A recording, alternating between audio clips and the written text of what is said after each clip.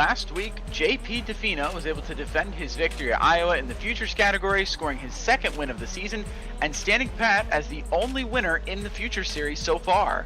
In lights, Kieran Liflander made it look easy out there, scoring his first win of the season in command fashion. Can we see a new winner here tonight? Stay tuned here at the Virtual Indianapolis Raceway Park, just adjacent to the racing capital of the world, for some NASA Rallycross action. Alright, cool, Mike.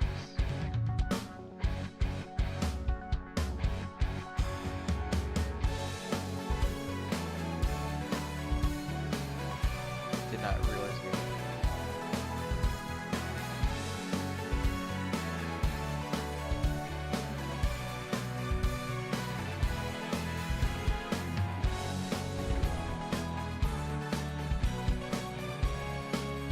Our venue for this Indianapolis Raceway Park opened in 1960.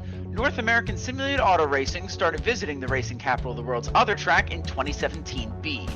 At 0.79 miles in length with 5 corners, this circuit utilizes a majority of the famous short oval and as a result is one of the most chaotic and cramped layouts on the NASA calendar.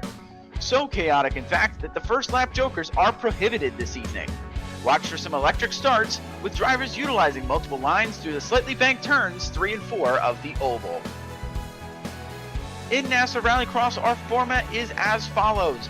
We are finishing an open practice now, which leads us into a 3-lap single-car qualifying that splits the field equally into 5-lap heat races, with the joker lap taken once. The top 2 will transfer to the feature automatically, and the winner will get 3 bonus points, and the runner-up gets 2.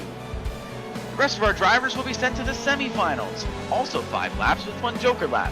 The top 2 transfer to the feature, and the winner receives a bonus point. This sets our grid for our 10-lap feature race where points are rewarded and trophies are handed out. Unique to NASA Rallycross, 2 jokers will be taken during the feature, and the top 3 finishers from this evening's event will transfer to our lights event later on this evening. The first season of the NASA Rallycross Futures continues tonight, live on the Automotive Sports Network. With Victor Vallee in the production truck, and also next to me in the commentary box, my name is Ethan Halsey, as we welcome you here to Indianapolis, Indiana.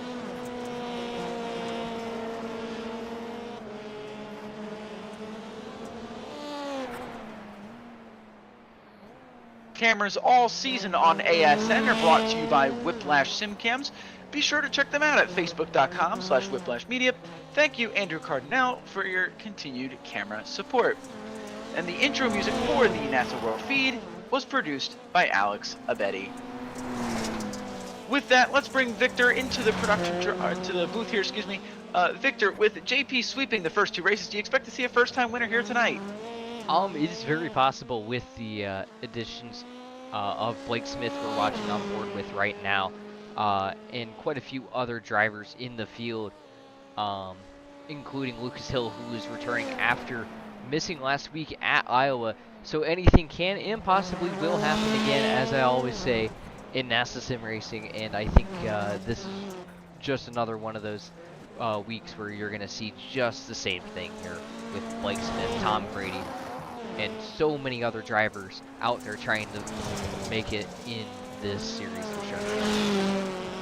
Sure to be a fun spectacle here tonight. As we said in the track map portion, a very narrow racetrack here. A lot can and will happen on the tight banks here of Indianapolis Raceway Park. So far, practice is being done currently as we speak. A couple cars so far have taken laps. Tom Grady in the 535 currently at the top of the board, a 42.903, solid lap from the 535 car, racing for the Move Over at Speedy Time team. They had a solid week last week, definitely could have been better. I know they had a little bit of heartbreak in the features event, in the futures feature, but definitely looking to look past that and onto a new week here for them. Blake Smith currently sits second on the board, a 42.924. If I remember correctly, this is the first race of the season for the 098. We have not seen him yet on track. We'll be looking forward to seeing his pace, as clearly he's got some speed. And our defending 2-time winner, JP Defino, currently sits in the 3rd position in practice, currently at 43.139, looking to continue on his tear of this series. So far, Victor, he has been quite dominant, winning 2 of the events so far, as we've only had 2 of them.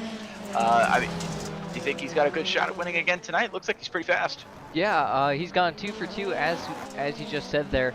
JP seems to be the guy to beat, of course, in the series so far. Second place in lights points, and of course leading the futures points there, as shown by the orange banner. Almost said red, but the orange banner on that vehicle showing that he is the leader. Another guy to keep an eye on here, he just went to the top of the charts. Klaus Grusser, P1 on the charts. I'm gonna say we saw him last week.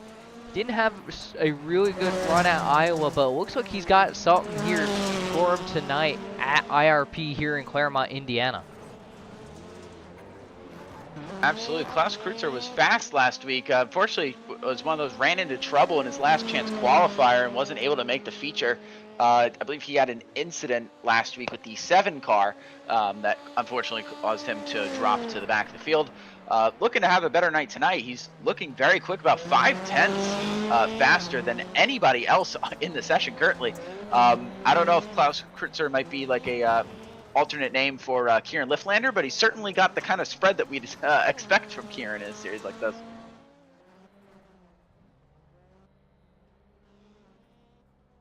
Yeah, and we should be just about ready to go here in just a little bit. Just waiting on a couple other guys to get into the session here. I think we're supposed to have 18 cars tonight take on this circuit, of course. While we do have a moment, I think it would be, I think we are advancing right now, actually. Looks like we are going to qualifying. Yeah. Technical difficulties from one of the drivers. They're being relatively patient, trying to make sure that everyone has a chance to make the race here tonight, as qualifying has commenced. Let's take a look and see who's currently on track. Looks like first car out on track is going to be the 69 of Jake Robichaux. Yeah, he will lead us here down the car. lap. And as we usually like to do during qualifying, Victor, why don't we go on board here with Jake and take us through a lap here at IRP. Absolutely. So we're going to go ahead and go on board with our man here, Jake Robichaux. Say in that Slapex Racing car. Take it to the left-hander right there. And now we're going to make it right-hander onto the dirt, onto the pit road here, shaping up for this jump. Gotta hit it straight here because you're right after it. You're making this wide sweeping corner. Keep it as close as you can to that pavement on the right there on the, and then you want to make a big sweeping corner here, big hairpin turn. You want to get that thing turned as quick as you can. Now onto the oval, turn 4, where it's relatively flat, so the car wants to push out, generally speaking, as we hit the start-finish line and we enter oval turn 1. As you see Jake get right down to the apron and then to the left there and back into the infield where we just started the lap a moment before. And that's basically a lap. It's not a very tricky track at all to get a hang of here in terms of layout, but each corner is incredibly difficult to get right and perfect every single lap. You'll see a lot of guys go wide right there in that sweeping corner, or make a mistake here where they'll push out wide in the hairpin, or maybe even right here coming to the start finish line. You'll see a lot of guys hit the wall there as well. So keeping it off the wall is going to be a really important part tonight to winning this event. So whoever can do that the best, I think they're going to be the ones with the best chance to win, of course. And for a while there, the lap that we were on board with for Jake Robichaux was pole speed, a 43.363. It was a fantastic lap that has since been beat by 2 of the Saints and Sinners cars. JP Defino of 43.348 currently sits second, and Lucas Hill in the 199 has gone to the top of the board at 43.254. I know you brought him up in pre-race, Victor. He missed last week. He's usually very quick in these cars, so it looks like he is picking up right where he left off. Yeah, absolutely. Got to give a shout to him. Very fast at Sonoma. Gave JP Defino a run for his money. Had a couple mistakes that probably cost him the win there, if I'm honest. So looks like he's picking up where he left off. He just finished his qualifying run. Did not improve on that final lap, but a guy who did, Blake Smith, and the 098 up to P2, a newcomer in the series, showing everybody how it's done. Going P2, and it looks like basically we have almost everybody on track finished with their runs, as we see Klaus Grutzer go across the line. He did not improve on his lap. He stands at a 43.733 in 8th place, just ahead of Tom Grady, who's coming off of the final corner here onto the banking, and we should see if he can improve. Looks like he's 3/10 up, so should be a good lap for that 535. Yeah. He was very quick in practice, running a 42.903, and just as we said, it looks like he did run a solid lap there. Definitely got it up the board, 43.462, about 3/10 higher than, as you said there. He has lunged up to the 5th spot, and a really good qualifying effort for Jake Robichaux in that 69 as well. That 43.363 still currently sits in the 4th position. That is a very good run there for that Slaypex 69. Yeah, they say you can't teach an old dog new tricks, but don't tell that to Jake because he's up there P4 right now. One of the older guys in our field. Give him a shout. I mean, that is a great effort from him. Got to give him a shout out there. That was amazing for him. As we see Matty Grove here, he actually had a really good run last week in our futures race. I believe he was on the podium. So, got to give a shout to Matty Grove here, looking pretty strong in that Slaypex car. Not today, not for tonight though. Looks like he's a little bit slower than what we normally see out of Matty Grove, but I'm gonna say he might have just had a couple misses on his laps there. Gonna look for him to come through the field here at the I would not be surprised if he finds his way into the feature. He usually does, even if his qualifying pace isn't fantastic. He has great racecraft and is usually able to work his way through a field. A couple of other notable drivers, someone who I know has been quick the past couple weeks, who's currently sitting at the bottom of the board, currently all the way down. It looks like in about the 15th or 16th position here, Kevin Garcia in that 505. If you remember back in race 1, he was very quick. Unfortunately, made a mistake in taking 2 jokers on his heat race, and unfortunately got DQ'd for the night. And even last week he was quick too, but really not as much pace here tonight on this track. Lucas Hill will come home with pole, and we will see he will start on the top of the grid for our first heat of the night. Lucas Hill will start in first. Jake Robichaux in the 69 behind him. Eric Kaplinger, Brandon West in the 888, Jacob Krask, and Joseph DiGiacomo in the 555 will round out your Heat 1 field. The cars are gridding up as we speak here. Looks like 4, so we're still waiting on 2 more cars to appear.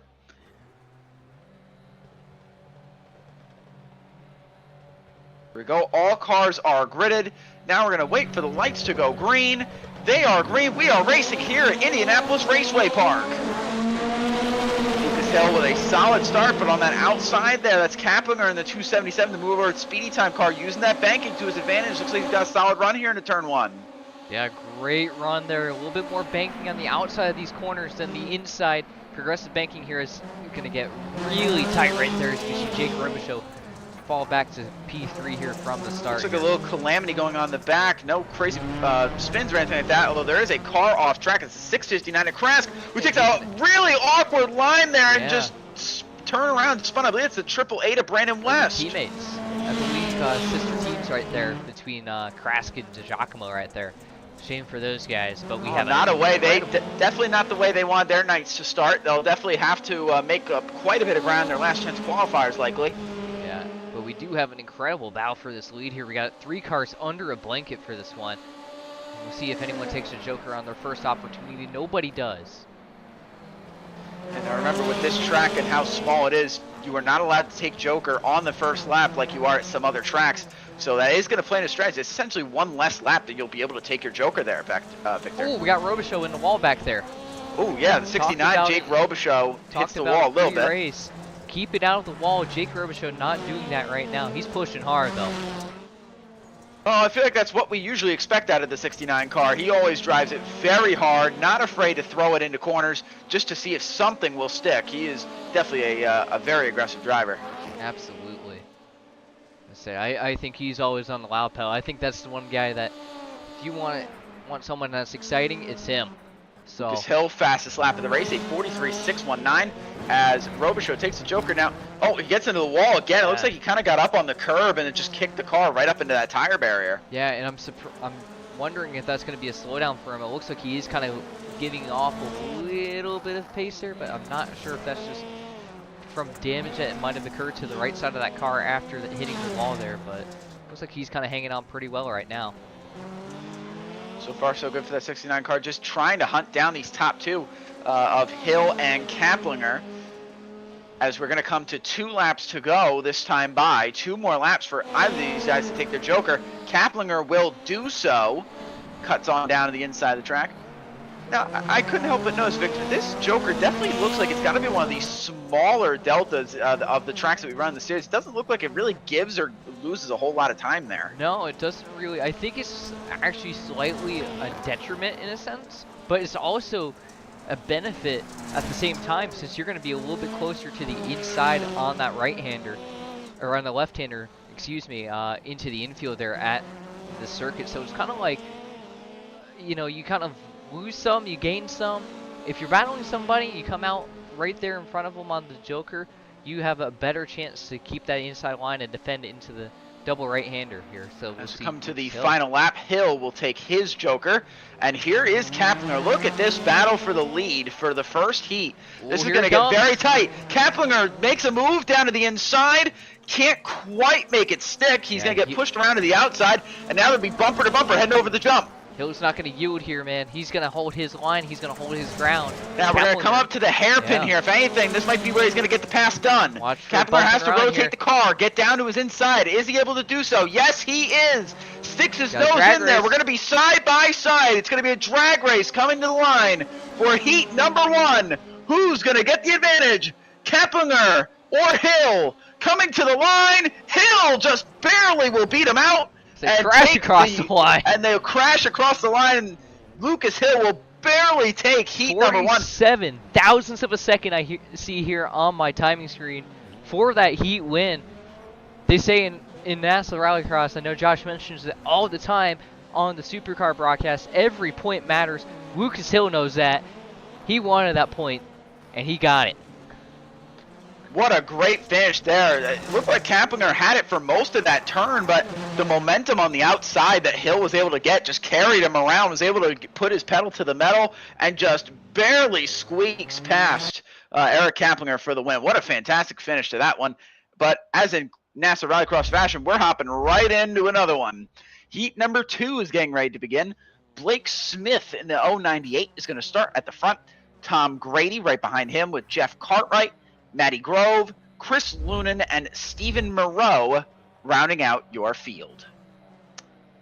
Looks like we have all cars have gridded now. We'll wait for the lights to go green, and we'll get ready to go racing.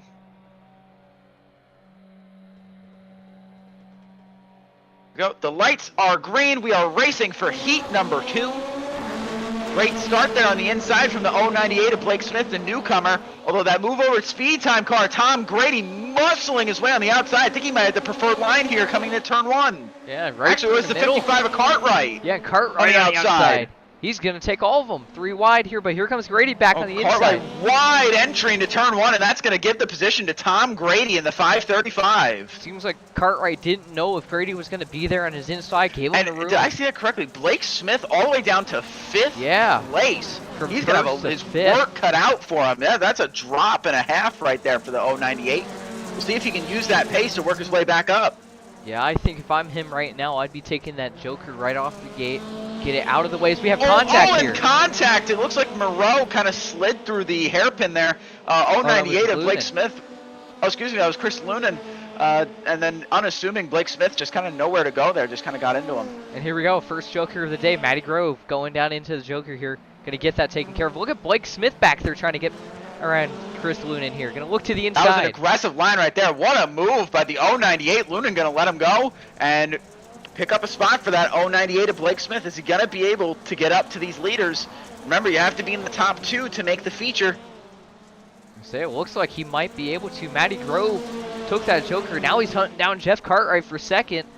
This is going to get interesting here.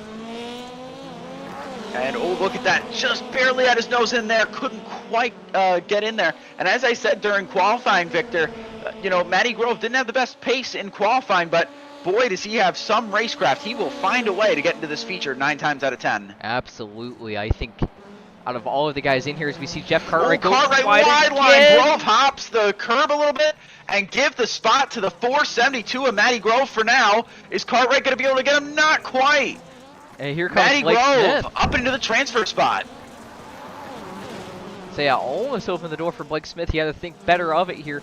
But it looks like Blake Smith's found something out here, especially through this corner right here. Kind of diamonds the corner a little bit. I haven't seen that from anybody, but it looks like it's working for him a little bit better than anybody else out there. He's definitely looking quick, although we'll see if he's going to have enough time to get it done. I believe most cars have jokered. I believe there is a couple who have not yet. Actually, only one car has jokered Only in the Grove, field, okay. and that was well, Grove. with this joker, how small it is. I just saw a car joker in the back. I believe that was Luna in the 86 taking his joker. So. With how small the delta is on this joker, it's kind of tough to tell. You don't really gain that much of an advantage with this joker, so it's kind of tough to tell when one has taken it and one hasn't yet.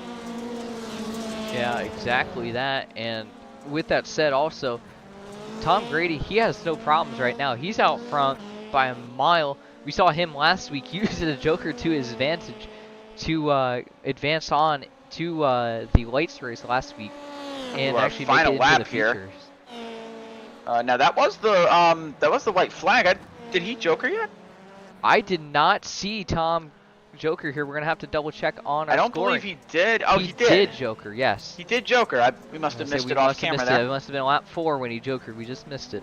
He's been so far out in front by himself that we just have not seen it. And it looks like something has happened to Blake Smith. Something happened to Blake Smith, and also the 55 of Jeff Cartwright, I don't believe has jokered unless he just did and it hasn't counted yet. Yeah, it looks like he spun it around here. What happened to... Whoop. What happened to Blake James, we Smith? come around the final corner. Tom Grady makes up for the loss that Eric Kaplinger just suffered in the previous heat. Tom Grady will win heat number 2. Matty Grove, as we said before, great with his racecraft. He is moving on to the feature. And do you have a replay for us on Smith's yeah, we just saw incident? it there on everyone's monitor there. Blake Smith just parked it. Just parked it in the joker. I don't know what happened. He just parked it. Interesting there. Not sure if something happened to him during that race. It's strange to see. You don't see that very often. As we head on to heat number 3, JP Defino, the defending winner with the orange plate, will start at the front. Zachary Goddard in the 29 will be right behind him. Klaus Kurtzer in the 77. Eric Dubois in the 000. Kevin Garcia in the 505. And Joseph Pasucci in the 015 will round out your heat 3 field. Looks like all cars have gridded already. Everyone's ready to rock and roll. Now they'll wait for the lights to drop and we'll get ready to race for heat number 3. Lights are green. We're rolling for heat number 3. Defino, great start on the inside. Eric Dubois in the 000, great start on the inside as well. Looks like he might pick up 2 spots here. 3 wide here. Look at that 77 of Kurtzer on the outside. 3 wide coming into the narrow turn 1. 000 Dubois will hold the spot. Great move by the 000, 4th to 2nd right there. And we got Kevin Garcia up in the mix of this too. This is a dogfight for second as we see Goddard almost go around, hanging on to that thing. Wow, what a race.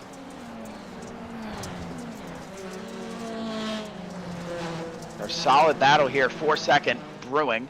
Actually, battle for 4th there looks a little closer. The 505 of Garcia might have over-rotated the car. He spins around. I think Kurtzer might have gone into the wall coming off the curb as well.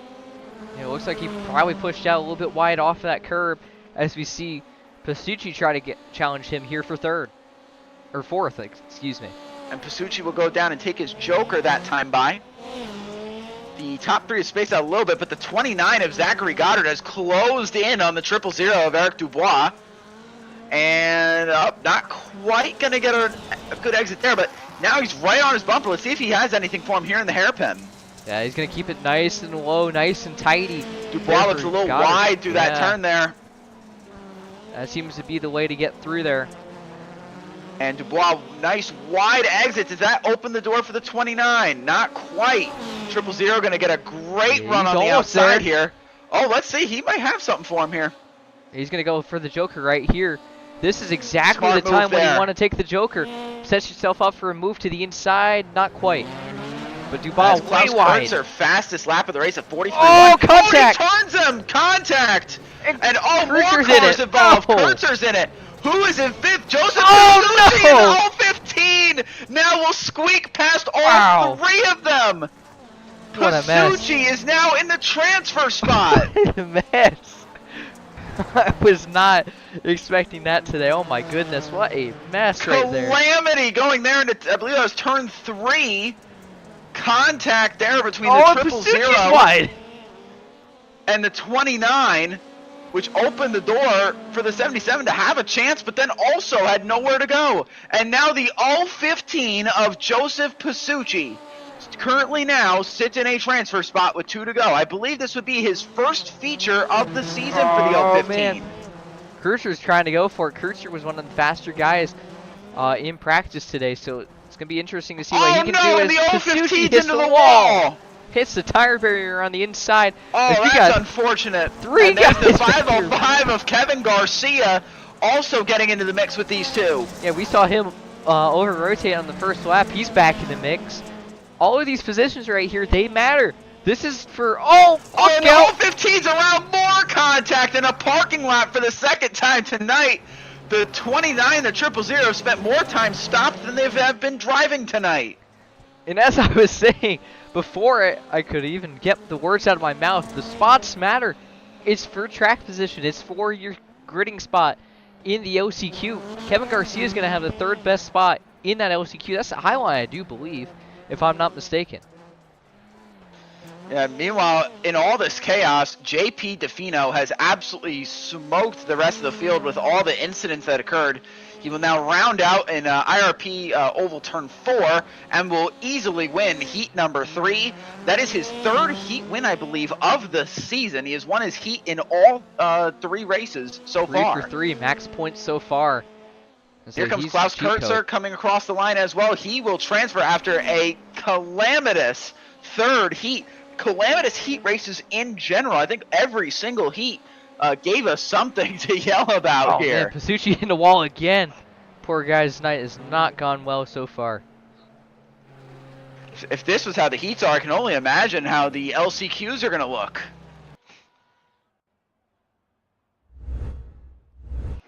Here we go, our last chance qualifier. I believe we have, do we have 2 of them tonight? We do. So this is our first last chance qualifier here. 2 will advance to the feature. Jake Robichaux starts at the front. Kevin Garcia, Chris Lunan, Joseph DiGiacomo, Eric Dubois, and Blake Smith will round out your field for the first last chance qualifier. And you know someone who's going to be driving with a chip on their shoulder, Eric Dubois on the 000, who had a transfer spot all but locked in, and unfortunately him and Goddard got together in the last heat that we just witnessed. So you know he's going to be driving with a chip on his shoulder. So is Kevin Garcia. He's been fast all night, and he just finished 3rd in that one, and just had a mistake at the beginning of that race take him out of contention as well. So, and then you also have Blake Smith in the seat who just parked it. Yeah, so an interesting group of characters here, and you can never count out that 69 of Jake Robichaux as well, sitting right down the inside the lime green Slapex car. As the lights are off, we are green here for our first last chance qualifier. A great start by the 86 of Chris Lunan on the outside. Well, it looks like he's going to lose that momentum. 505 of Garcia, 69 of Robichaux will be side by side. Contact already! Contact, and around goes What Robichaux! a save! What a save! Oh, and no, Dubois around! Contact. Dubois has gone around And so with is the 555 of DiGiacomo. And that's going to end And their the night night. has gone from bad to worse for Dubois, who looked all but set to make the feature. What an unfortunate turn of events for him. Speaking of bad to worse, Jake Robichaux just had a little bit of an accident right there himself on the back end of Blake Smith. And we see 3 cars under a blanket for the lead here. Remember, 2 cars do transfer from these LCQs. A tight battle here. The 505 of Garcia leads the field. Chris Lunan currently sitting in the 2nd spot. He's been at both events already. This would be his first feature if he can make it in. Blake Smith, the newcomer, his first race in NASA Rallycross, looking to make an indent tonight and make himself the feature race after just parking it on the Joker in his heat. He's looking for a way around Chris Lunan right now. Definitely seems to be the faster car as of right now, but Chris Lunan doing a great job defending right now in that number 86. Okay, great looking line there by the 86 car. Looking to try to see if he can maximize his points. Try to get up to that 505. Oh, here comes see if he Blake. can gain anything. Oh boy, Very man, tight. that looked close. Nearly contact there. We've seen contact in that hairpin a couple of times tonight. Looked like we were about to have it. They're going to be side by side here coming out of turn 4. Gotta take the Joker for Smith here. I think that's the move, and he does. Indeed he will. Joker he will go for. That will put him out just behind the 86 Perfect. Perfect execution there. That opens the door for Robichaux, who, I mean, you just saw his line right there. He is driving with just one pedal, Oh, seemingly, here as he always comes does. Loonan. A little wide there. Smith right back to his bumper. Yeah, don't count out that 69 car. Robichaux will give it his all to try to get up there. Yeah, and Smith looking to the right side. He's going to cross him over Side by here. side, is he going to cross him over? Indeed he does. It looks like maybe a little bit of contact there. It looked like the 86's bumper moved a little bit. Down to the inside goes the 098. Take it to the transfer spot. Loonan now going to have his work cut out for him to get back to it smartly. He's going to Joker here. And so does As Garcia Kevin there. Garcia sets fastest lap Ooh, of the race, Garcia way 43.777. loose there. Very loose indeed. A lot of time lost for the 86 of Loonan, though. So he's going to have his work cut out for him if he wants to get Here back comes up there. Jake. But Jake still has yet to Joker, so keep that in mind while we're at it here. Yeah, Robichaux is going to have to Joker this time by. It is 2 to go. We'll take the white flag next time by. So he's going to have to Joker on this next lap. We'll see if he can make the most out of it here. As look at that line by the 69 going in there, trying to just get his, even if it's just the tiniest bit of his nose under there, just to get something in there. He almost had it. As we're going to come to the final lap this time by. And there goes the 69 for his Joker. Let's see what he can do with it. Blake Smith sets fastest lap. Look at the line he got there. Really didn't lose any time at all. He's got a solid shot here. Delta's only like a 3/10 drop from what you're supposed to have on a normal lap, and he's doing really well with that. But in the meantime, the battle for the lead is brewing. The 505 of Garcia has opened up the door for the 098 of Smith. Now, both of these two would transfer if they hold where they are, but will Smith go for glory? Coming around the final hairpin here. Wow! Oh, look at that. Almost contact between the 098 and the 69. As we round the final corner, the 505 of Kevin Garcia will win the last chance qualifier, and Blake Smith will make it as well. What a race that was. Wow, that was quite entertaining. Entertaining race so far tonight. Almost every race has been entertaining. Absolutely. In that early crash as well that we had. All right, now we'll get on to our final of the last chance qualifiers. Jeff Cartwright will start up front in the 55. Brandon West in the 888 right behind him. Zachary Goddard in the 29. Steve Moreau in the 22. Jacob Krask in the 659. And Joseph Pasucci in the 015. All cars are gridded here. We're going to wait for the lights to drop, and we will be rolling here. Green flag is dropped on the final last chance qualifier. 3 wide going into the first corner. Although Cartwright on the inside will have the run for now. But look at the run that 29 is going to get on the outside. He might have something here. Zachary Goddard on the outside. They're making the most of that banking. Here he comes. Oh, contact! Oh, he's going to try to go for a crossover, but someone is there on the inside. I think that's that was Brandon West in the 888. More bad luck for that car. He's had a couple of incidents. Krask into the transfer spot here. Jacob Krask now sits in the second position right behind his teammate in Jeff Cartwright in the 55. It's a Saints and Sinners 1-2. I believe this is the Saints and Sinners B team here, the B power team. I do believe, if I'm not mistaken there, I'll have to look into that, make sure we got that right. It's either I think we might have had an incident in the back. There's now a huge gap between Cartwright and Goddard. Yeah, we got Moreau. I think Goddard and West. Pasucci. Yeah, Moreau is backwards on the track, turning himself around. We'll see if we can get a replay of that. Looked like at least 3 cars got involved. And we will see what happened here. This is a replay as we see it. Moreau contact, and that was just kind of locked it in, locked it up a little bit right there. Kind of took an awkward line going into the turn, and just Pasucci nowhere to go in the 015. Yeah, back up front though, Krask and Goddard, those are the guys that are in position right now. As we see Pasucci and West still out there in P4 now. And it looks like Pasucci gonna try to run down Goddard, but I don't know if he's gonna have enough time or the pace to do it. Oh, now what happened to the 55 of Jeff Cartwright? That is a great question. He was leading the I race. think during the replay, something must have happened to the 55. He was leading the race. He spun it, hit the Joker. He spun it in the. Oh, he hit the tire barrier in the Joker from the lead. Oh man! While we were looking at the replay of the other incident, Cartwright proceeded to have one of his own. And we have a battle for the lead right here. Goddard, who had that incident right on lap 1, now battling Jacob Krask. And look at this line he's going to take. He's going to have a solid run here going into the hairpin. So much action. We're trying to keep up with it, but I don't know if it's possible. Let's see. Here comes the crossover. Does he have something for him? Not quite. Could be a slowdown. That was really close. That was very borderline. So far, so good. I don't believe I see anything on our end. No flags. Yeah, that is very lucky there for Goddard as we take 2 to go here. 2 to go in a solid battle for the lead. Both of these guys have jokered. Brandon West putting down the fastest lap of the race. He's on his way here potentially to make this thing.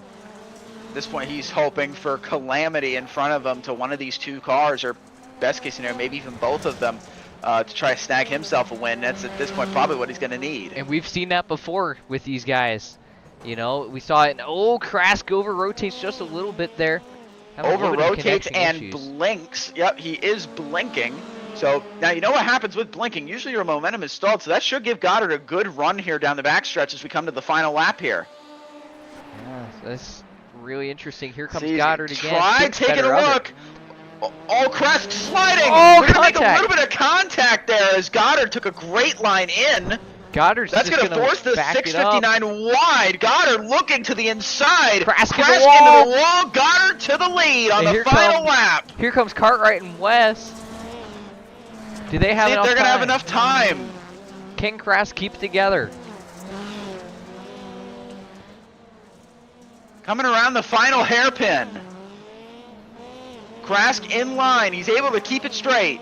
Coming around the final corner, Zachary Goddard is going to get it done. He is going to win his last chance qualifier, and Jacob Krask will be making the feature as well. I believe that is his first feature of the season. So, what a topsy-turvy LCQ. Another crazy race. Everything's been so insane tonight. I know this is a bull ring of a track, but golly bum, it has been incredible how insane these races have been tonight. What a fantastic set of races we've experienced here. As our drivers are getting prepared to warm up, I think we need to cool off. Quite a bit happened there in those heats and last chance qualifiers. So as our drivers warm up, we'll step aside. We'll be right back from Indianapolis Raceway Park. You're so interesting. I love your browser history. I like that you're not hiding anything from me. By the way, nice IP address. I like your neighborhood. You are so special. This ad is just for you. I learned so many things from you. You are so generous with your personal data. Switch on privacy, switch off trackers and viruses. Go to nordvpn.com. NordVPN. Safely be you.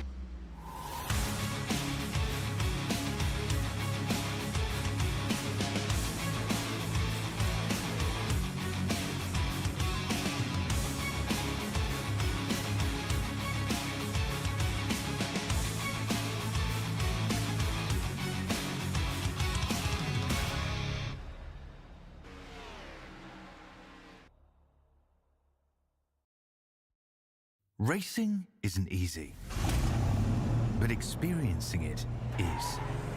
iRacing puts you in the driver's seat with the industry's leading sim racing game. Drive on laser scan replicas of the greatest racing circuits from around the world. Go head-to-head against other drivers chosen by skill-based matchmaking to ensure competitive racing at every level. Compete across all your favorite series. In officially licensed cars, engineered to deliver the most accurate driving experience possible.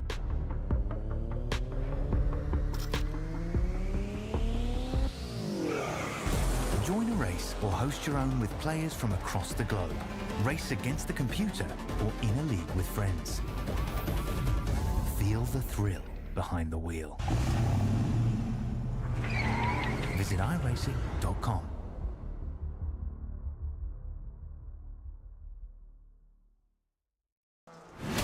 Absolutely be doing what he has to do. He has to go for the championship. He has to recover the points that he lost. He's down the race, takes the lead in the 12.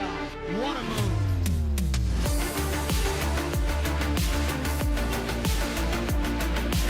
And he takes the lead and holds it. Side between these two in turn one. This is going to get spicy.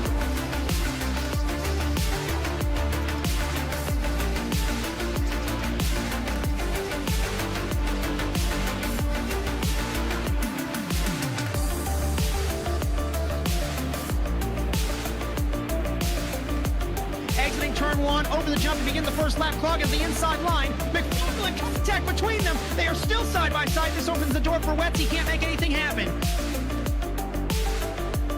From the 26, he has not won in quite some time. Dragster acing the entry to turn one, up heading to the inside of Magnus, gives him a nudge.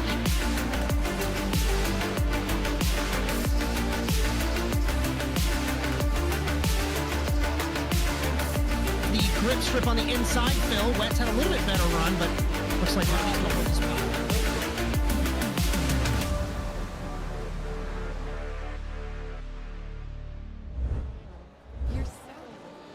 Welcome back, everyone, to the Virtual Indianapolis Raceway Park here in Indianapolis, Indiana, with Victor Vallee in the production truck next and in the booth next to me. My name is Ethan Halsey, to welcome you back here to the NASA Rallycross Futures event, our third race of the season.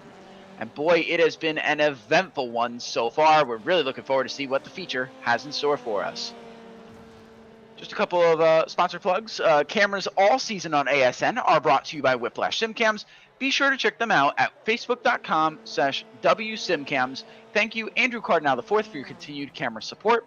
The intro music for the NASA World Feed was produced by Alex Abedi.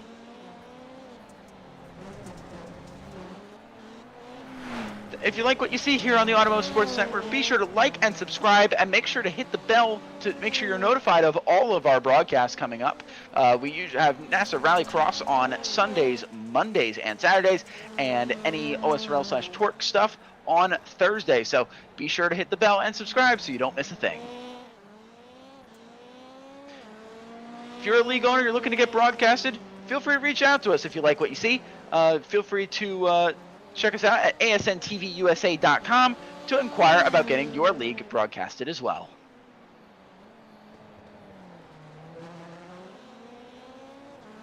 And with that, let's see, we might be able to pull up our current point standings as they stand. So let's see if we can get those up for us. Here they are. As you can see, it looks like they might be a little out of order, but we do know that JP Defino sits on top of the standings. He's had a flawless couple of races, has acquired every point that he possibly can, winning his heat races and features. So once we have everything in order, we'll be able to get that to you accurately.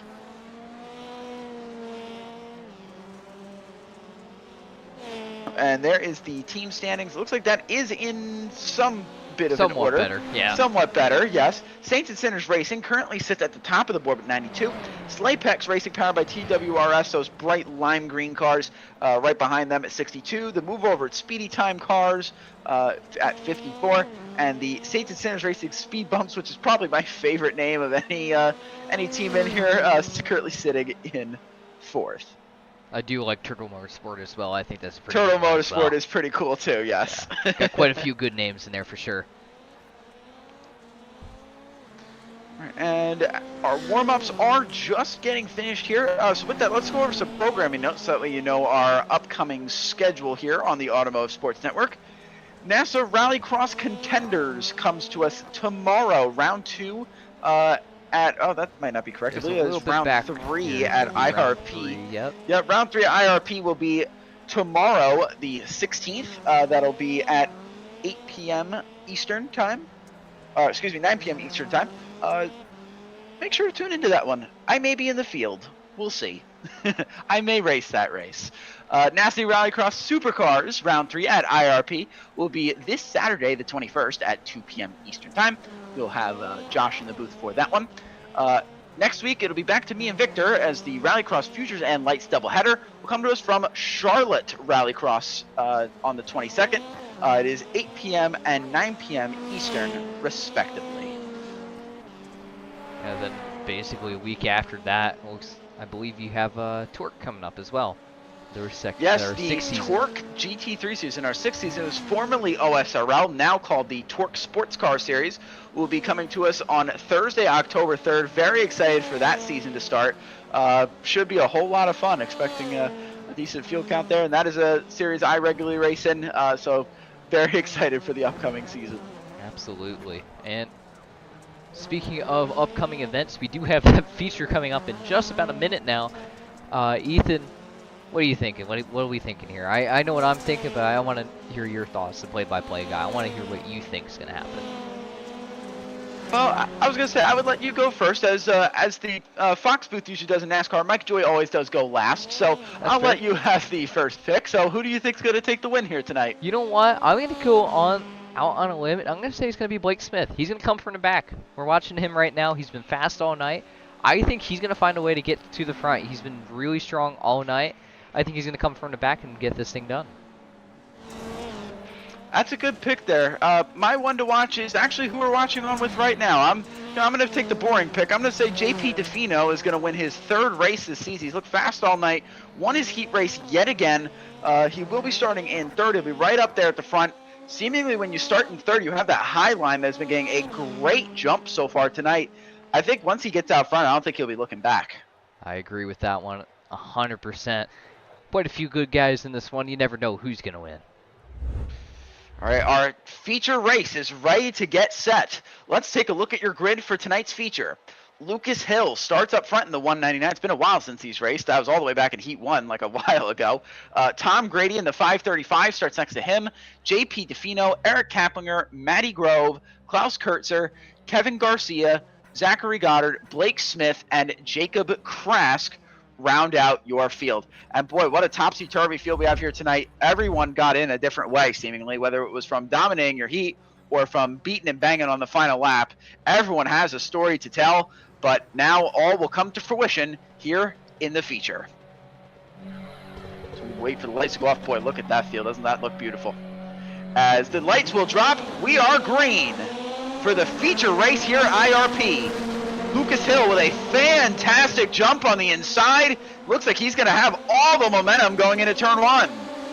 Everybody getting through that one unscathed so far. Grady in the 535 was looking there for a second. We might be 3 wide in the back. Hill's around. Lucas Hill is around wide in the corner. Got Matty Grove around. Apex cars, Matty Grove.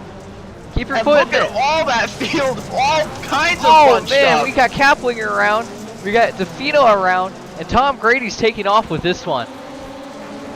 Tom Grady is pulled away in the 535 as calamity occurs behind him. Do you expect anything different after the heats that we've seen so far, Victor? No, not at all. And we're looking right here, and we got guys all over the place back here. Oh, there's a car parked in the back. It's the 098 Garcia. And the 505 of Garcia. Oh, and Matty Grove gets air there. And he's driving backwards now. My goodness. Trying to figure it out. Calamity Poor Kevin Garcia here at IRP so far tonight. in that one too. Oh my goodness! And back up front, we got JP Defino almost around. Second. He's in the wall. Look at this, bound for second. The move over at Speedy Time Cars are now 1 and 2, but not for long. Lucas Hill in the 199, looking for that 3rd position, trying to get on the podium. Well, he already is on the podium, but he wants another medal. He wants more. Always wants more. Oh, Defino around. Oh, there Almost. goes my pick. I'm sorry, JP. Oh, The commentator's cursed Class this Freaker struck in the wall. as he slides back. Well, if he's going to three-peat, he's going to need a miracle here, or he's going to need to have the drive of his life. He's got quite a ways to get back up to the front. Wow, what? He takes his joker here. Yeah, like, boom, what a show so far. This has been quite the mess, honestly. And that's one of your first jokers of the night here on lap 3. No one taking early jokers at all as we have a move it over at speedy time 1-2. Lucas Hill trying to spoil the party, though. Yeah, a good battle brewing here so far. That appears to be the best battle on track is for third between Lucas Hill and also the 29 is Zachary Goddard, who has worked his way up. He's trying to get back in. And we know how Goddard got into the feature with some very aggressive moves as well. We'll see if he'll be able to do that here on Lucas Hill in the 199, try to get himself some extra points. Looks like Hill's going to go ahead and end Joker right here. See how it works out for him. He's going to go ahead and retain that third spot. So far, so good for Hill. He's really closing in here, the 29 of Goddard is, on the 199 Lucas Hill. He's definitely gaining. Still appears to be the best battle on track. Although, Defino's around! Your defending winner with the orange plate has gone around in the dirt section. He hit the wall on the inside, and the car just looped around. Yeah, just over-rotated. We saw that week 1 with Brian Sawyer in lights, just a little bit of an over-rotation, and there's nothing you can do at that point. Heartbreak there for JP Defino, pushing so hard, but unfortunately, it's not going to be another win there. For the 8-4-5. And he's your points leader having trouble here tonight. That's going to open the door for some other drivers to have a chance to take the points lead. Yeah, Eric not Kaplan only in futures, but in lights as well. JP Defino, from winning both futures races, has raced in lights twice in a row, has finished on the podium in both events. So he's essentially almost at the top of the board in both leagues. So not being able to race in lights tonight is going to make a difference up there too. Second in lights points. So keep an eye out for that. That's really playing into everybody's strategy here of where they're going to be in points here. With your JP leader, Defino. Tom Grady, will take the joker. He hits the wall on the way in. He's going to get loose. He goes around, opens the door up for his teammate. Eric Kaplinger moves to the lead. Catastrophe for the 535. Costly mistake indeed. And here comes Lucas Hill on Kaplinger. Lucas Hill, after running into trouble early, has worked his way back up to second from issues ahead of him. Now he's got to hunt down Eric Kaplinger. Remember, these two were side by side, a drag race to the line in heat number 1 that Hill got the better of Kaplinger in. So we got the top 4 basically under blanket. That's Kaplinger, Hill, Grady, and Goddard. You see them all there, as it looks like nobody's going to take the joker out of your top 4. Blake Smith back there. He's completed his strategy. Top 6 completed their strategy right there. And we're getting the strategy out of the way nice and early. Now it's just up to driver talent at this point for the final 3 laps of this race. Hill is closing in on Kaplinger.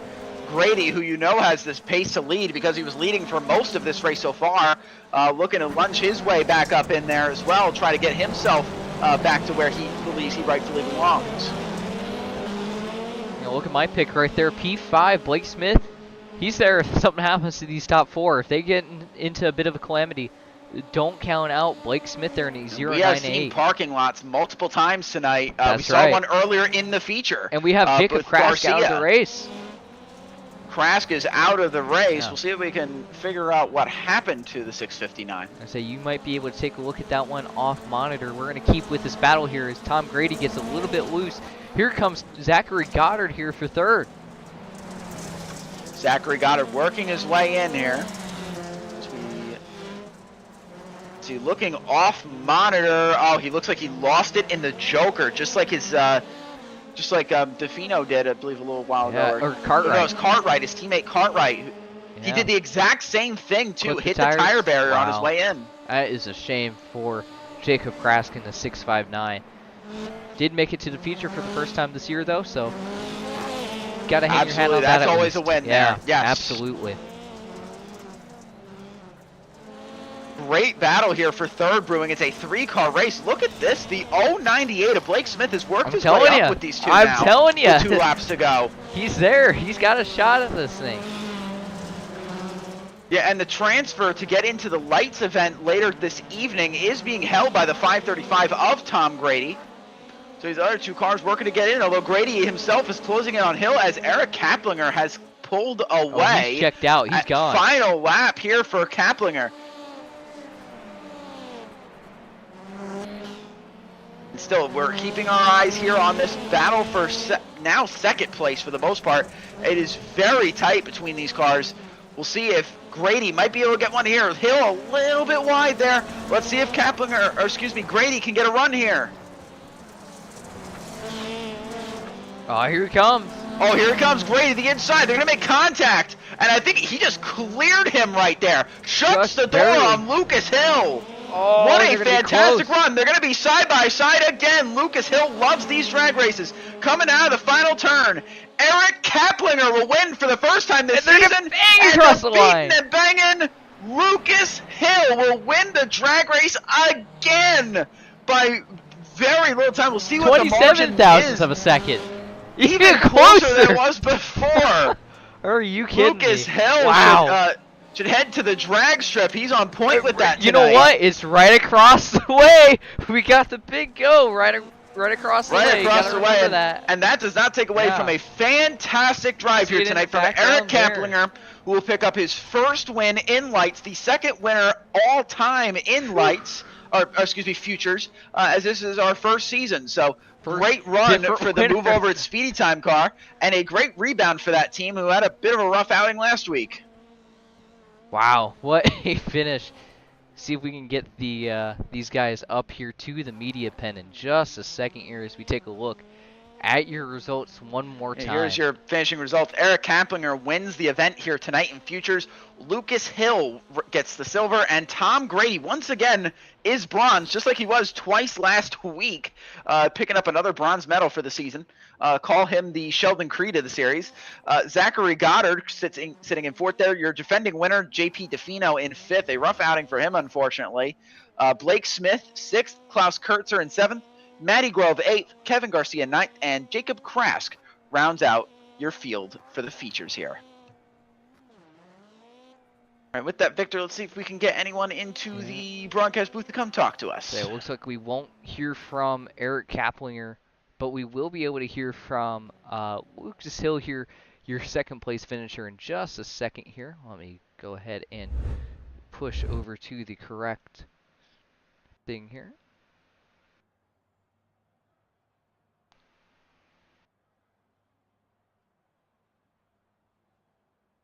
Should be able to bring Lucas Hill up right now. All right, Lucas, this is Ethan and Victor in the ASM booth. You got us? Yes, I do. Well, Lucas, what an eventful race here for you tonight. Second place finish is certainly a fantastic result for you. A silver medal is definitely nothing to scoff at. Talk us through your two drag races that you had here tonight. Quite a bit of drag racing with the two move over at Speedy Times, and you seemingly got the best of both of them.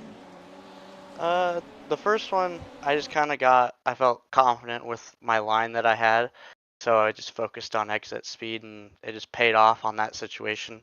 I didn't mean to cut him off at the end, but it happens.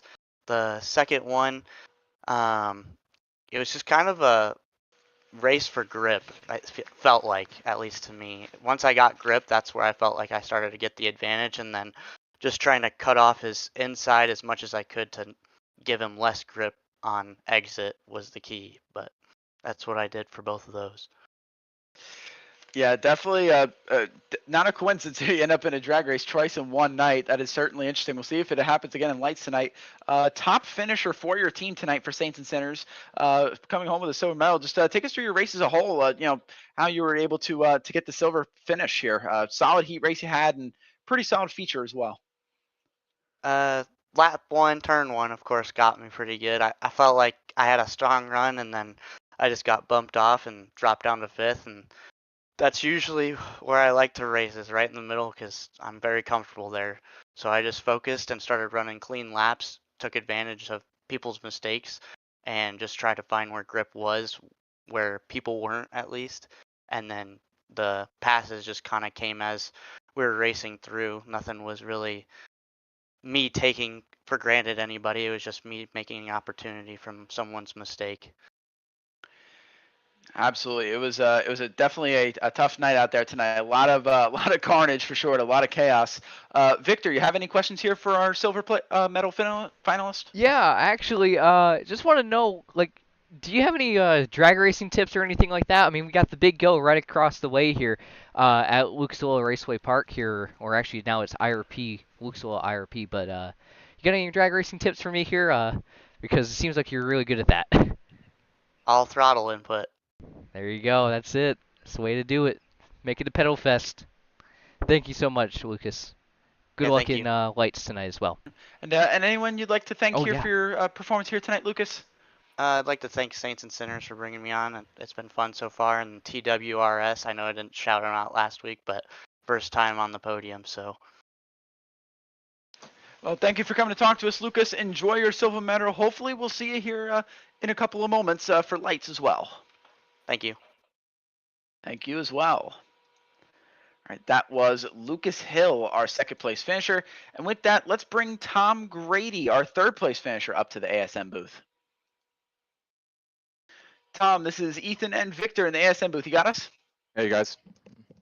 Well, an unfortunate third place there. It was a really good run for you. It looks like you had the lead for most of this race, and unfortunately just got beat out at the line on a drag race there with Lucas. We were just talking to him about the drag race that he had. Take us through your race as a whole. I know you were leading there, and it looks like you ran into a little issue. Yeah, I lead the majority of the race and came in a little too hard to the Joker and messed up my entry into kind of back onto the main track. So had to take a little bit of a detour, but then kind of got back in line and slowly catching Lucas. I couldn't tell if he had steering damage or something that was causing him to go a little bit slower. I was catching him a little bit more in the final laps than in the prior, but final lap I was closing in on him, and I kind of saw an opportunity for an over-under move and in the dirt sweeper there, and then I think I kind of overcooked into the hairpin, and he got a better run out, and we were banging doors left and right the whole way down, but I think we edged out to 0.03 of a second, so it's a fun battle that we're both driving aggressive, but no one's dying from it. Definitely. It seemed like it was a whole lot of calamity out there tonight. A lot of issues running into a lot of drivers. Just take me through your race as a whole, how you were able to keep it clean for the most part outside of the one incident you had, and how it feels as well to have at least your teammate take your spot up on the top of the podium. Yeah, no, it was good to have a solid night. I know this track it can get pretty chaotic, especially on the first lap. So the key was have a solid qualifying, so we have a good starting spot in the heats, and then just clean start and run away. It seems like at this track, if you get past the start, it's really on you if you make your own mistakes and get caught up in the rest of the field. So just run fast laps after getting clear air, and then move on as we advance.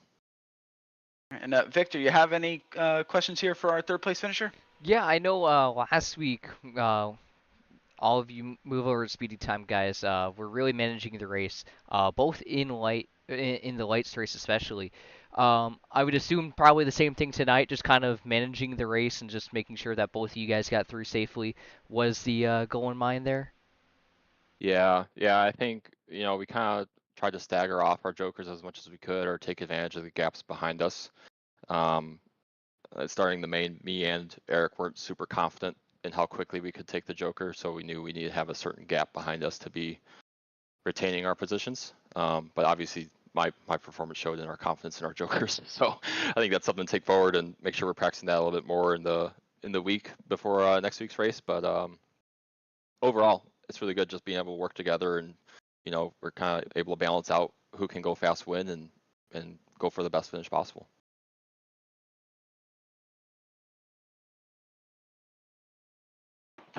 And it appears we may have lost Victor there. Yep, I sure did. I actually just had a little bit of an issue there, but Ethan, you can go ahead and take it.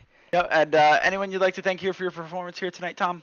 Yep, thank you for both my teammates over here at over at Speedy Time. Eric and Brian, we begin faster every week, it seems like. But then also my main partners and sponsors, Factory Sim Sport, Raceline Wheels, and Ultra Ego Running. Without all these groups of guys, we couldn't be going as fast as we are today. So thank you guys.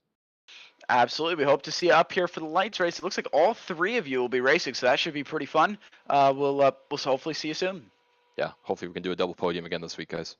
Yes, another bronze medal to add to your collection. Thank you. All right. So with that was Tom Grady, our third place finisher. And with that, we are going to move on over to our race here at Lights, which is getting ready to start here momentarily. We'll be right back here from Indianapolis Raceway Park. You're so interesting. I love your browser history. I like that you're not hiding anything from me. By the way, nice IP address. I like your neighborhood. You are so special. This ad is just for you. I learned so many things from you.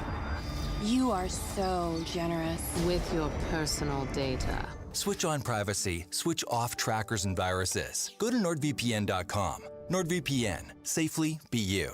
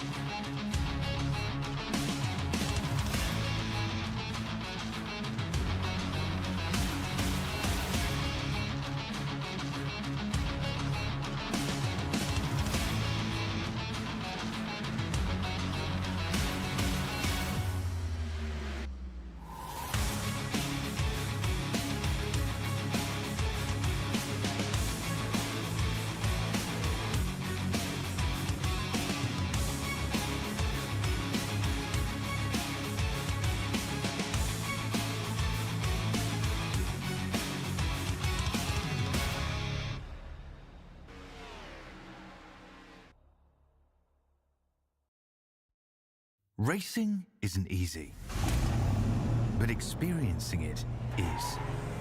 iRacing puts you in the driver's seat with the industry's leading sim racing game. Drive on laser scan replicas of the greatest racing circuits from around the world.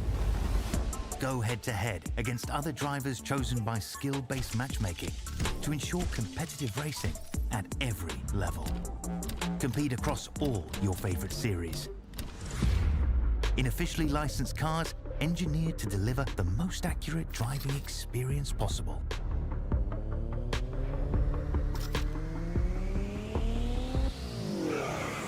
Join a race or host your own with players from across the globe. Race against the computer or in a league with friends. Feel the thrill behind the wheel. Visit iRacing.com.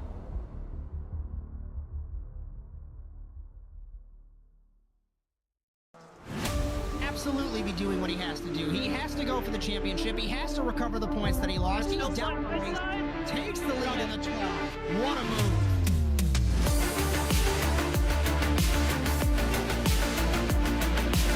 And he takes the lead and holds Side by it. side between these two in the turn one. This is going to get spicy.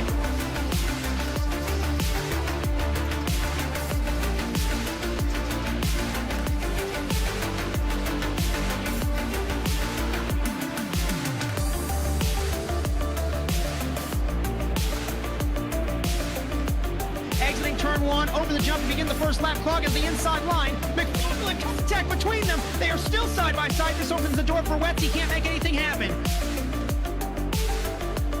From the 26, he has not won in quite some time. Dragster acing the entry to turn one, up heading to the inside of Magnus, gives him a nudge.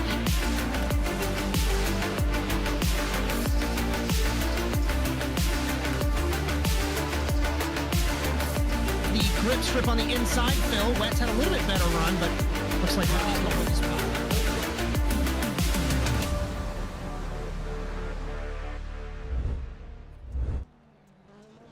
Welcome back, everyone, to Indianapolis Raceway Park, as now the second half of our doubleheader begins here. The NASA Rallycross Lights, our 5th season of Lights, our 3rd event here at Indianapolis Raceway Park, is set to get underway. With Victor Vallee in the production truck and in the booth alongside me, my name is Ethan Halsey, as we welcome you back to here, Indianapolis, Indiana. Our format is as follows, just in case you didn't get it from the Futures event. We are finishing our open practice now, which will lead us into a 3-lap single-car qualifying that splits the field equally into 5-lap heat races with the Joker lap taken only once. The top 2 will transfer to the feature automatically, and the winner will get 3 bonus points, with the runner-up getting 2. The rest of our drivers will be sent to the semifinal, also 5 laps with 1 Joker lap. The top 2 transfer to the feature, and the winners will receive a bonus point. This will set our grid for our 10-lap feature race, where points are awarded and trophies are handed out. Unique to NASA Rallycross, 2 Jokers are taken during the feature. And as our drivers are finishing up practice, let's get a couple sponsor plugs in. Cameras all season on ASN are brought to you by Whiplash SimCams. Be sure to check them out at facebook.com/WSimCams. Thank you, Andrew Cardinal IV, for your continued camera support. The intro music for the NASA World feed was produced by Alex Abedi. If you like what you see here on the Automotive Sports Network, be sure to like and subscribe, and also hit the bell to be notified of any of our future broadcasts.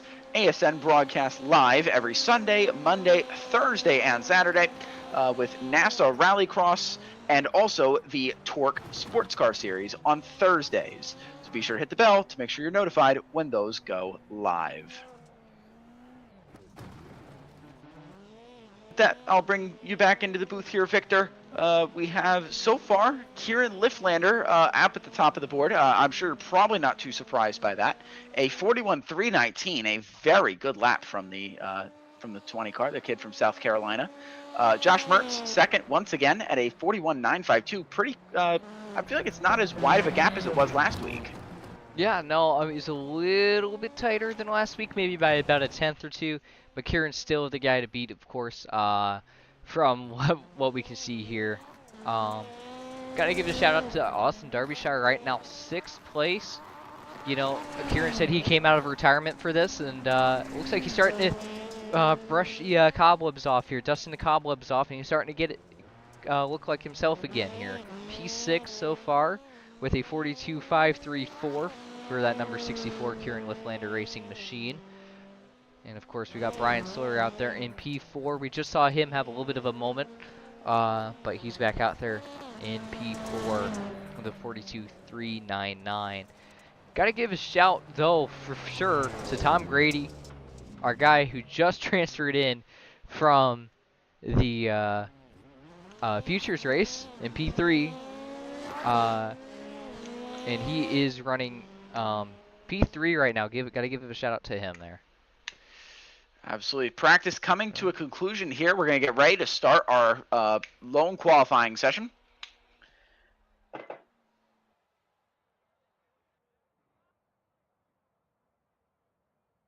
And we're going to kick over to qualifying here as the practice comes to an end. And let's see who's going to get out here on the track first. You know, everyone's going to get on a rush, try to get all warmed up. It looks like the 20 car of Kieran Liflander, very fitting, is our first car on track. So I know we did this for the Futures race too, but Victor, why don't you take us on board with Kieran Liflander, last race's winner, and take us through a lap here at Indianapolis Raceway Park. Nobody better to follow than Kieran Liflander as we head down into oval turn 1 and track turn 1, all the way down into the apron.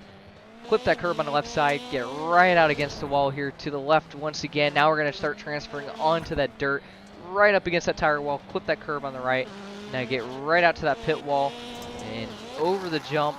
And now you're going to go through this wide sweeping right-hand corner. Look at Kieran, he's got that thing figured out. He's right next to that right-hand concrete wall as he's going to go ahead and flick it into this hairpin. And back onto the oval here. I'm going to keep it as low as you can. Some people like to keep it as high as they can. Doesn't really make a difference, I don't think, but they say it seems like that's the way to go. And if Kieran's doing it, that's what I would do. And And Liflander to the top of the board, a 42.149. Oh my goodness, that is a rocket ship of a lap right there.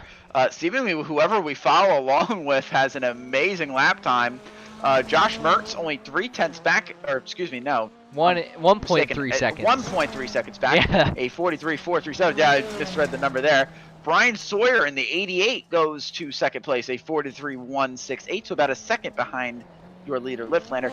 I was going to say on that onboard lap, I feel like with Liflander's lap, that was the cleanest I think I've seen the hairpin taken all night. Oh yeah, just a quick flick like that. It's so hard to get right though, and it's so hard to rotate. You see him, he cannibalized his second lap here for his third lap. You hear him on the rev chip as he sends it down into oval turn 1.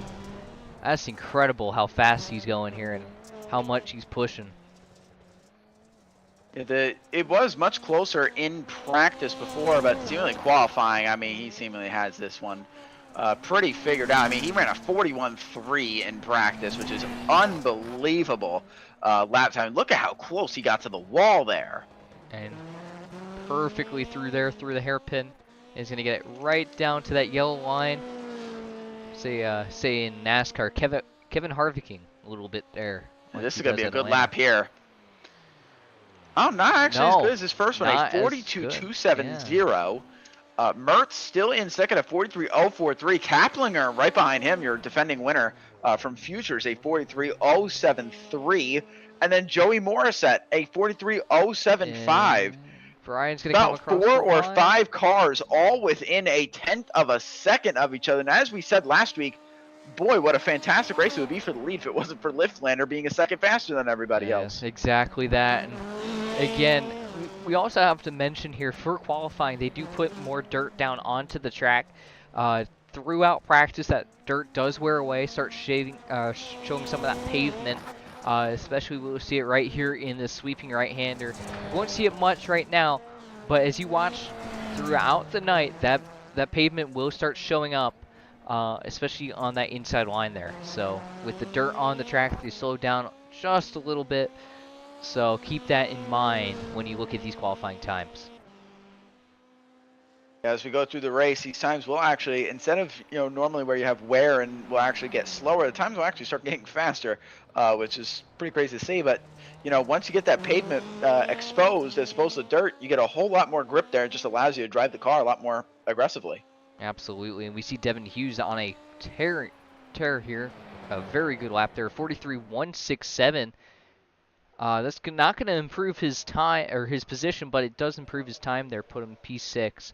As everybody has taken time. With that, we get ready for our first heat race. Let's get the grid for that heat race. Kieran Liflander, who won the pole position, will start at the front. Eric Kaplinger right behind him. Brian Sawyer, Tom Grady, and Dan Carrito ran out your field. All 3 move over at Speedy Time cars are in one heat, and all 3 JC Simsport cars are in the other one. I don't imagine you can plan it out that way, but yeah, funny how that works. So now for both teams, 1 if not 2 of their cars are going to be sent home into the last chance qualifier. Yeah, exactly that. And you never know. See a sea of white and blue cars in this event here. 3 identical cars. That's going to be a lot of fun for us trying to figure out who's who. Yeah. It's a sea of moist, as they would say. So, gotta give them credit on that name, so they can actually use that now. But as opposed to a car appearing on the grid, a car disappeared off the grid. Carrito is very now since he was on the grid. I believe the lights are going to go green here. The lights are going off right now as we speak. So Carrito missing the grid again, I believe. I think he had the same issue at Iowa. And we are green. Carrito misses the start. Liflander on the inside gets a commanding jump in front of the 3 move over at speed times who are now all going to be having to chase. Yes, absolutely. Who are now all going to be chasing the 20 of Kieran Liflander. And I don't believe he was actually allowed to do that first lap joker right there. I don't think so. I think that is a penalty there. That's the first that they were. That is going to be a penalty for the 20 of Kieran Liflander. That might prove very costly for him. As with this track, due to the joker's length, and indeed, it looks like he has been DQ'd. DQ'd from the session, put Eric Kaplinger to the lead. with Brian Sawyer in second. And now it is just a team practice for the move over at Speedy Time cars. This is, you know, you couldn't script it better if you could, as it looks like Dan Carrito's popped out on track here.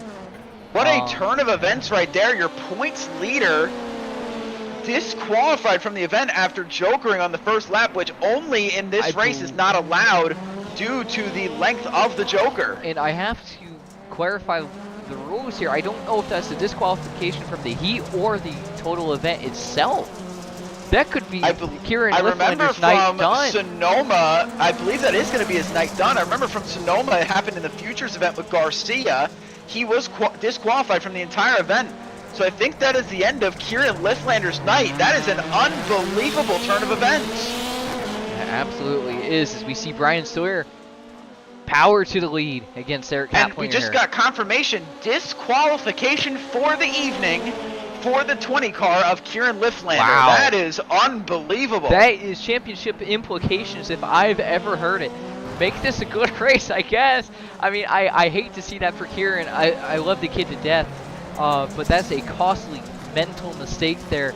If everybody gets told in the driver's meeting just the same, you can't take the joker on that first lap. So, costly error for the kid from South Carolina here. Very costly indeed. Meanwhile, we do have a race going on, by the way. Brian Sawyer in the 88 currently leads. Eric Kaplinger is in the transfer spot. Grady just a little bit further back. And these two are having a solid race up here for the lead.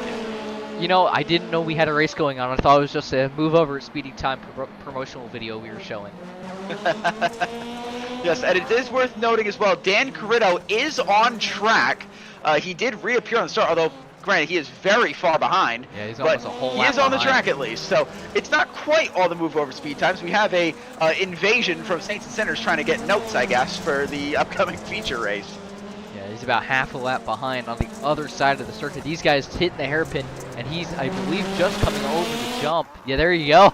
Just as I say it, you couldn't script it better if you could. As a director, I think that was probably the best cut I've ever had to a car half a lap behind, if I've ever seen. Right, with that, we will come to our final lap here. Sawyer will take his joker, and these two are going to be very close here in a battle for the first heat win. And I know they're talking to each other in the Discord.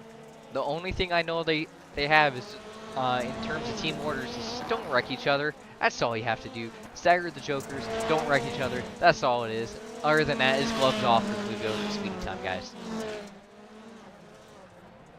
As we round out the hairpin, Brian Sawyer clears Eric Kaplinger by quite a margin, and boy, that disqualification has opened this can wide open as Brian Sawyer comes around the final turn and will win heat number 1.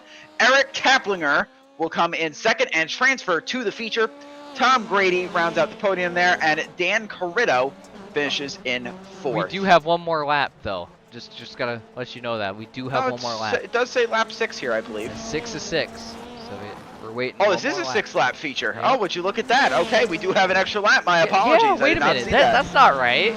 I don't believe that's correct. We do have an extra lap here today for our heats. That is supposed to be 5 laps. And it looks like they have just declared the race over, I believe. Yeah, 5 laps. Okay, just wanted to make sure. Just a little clerical error. So now Brian Sawyer will come around and take the checkered flag, and Eric Kaplinger will move on to the feature.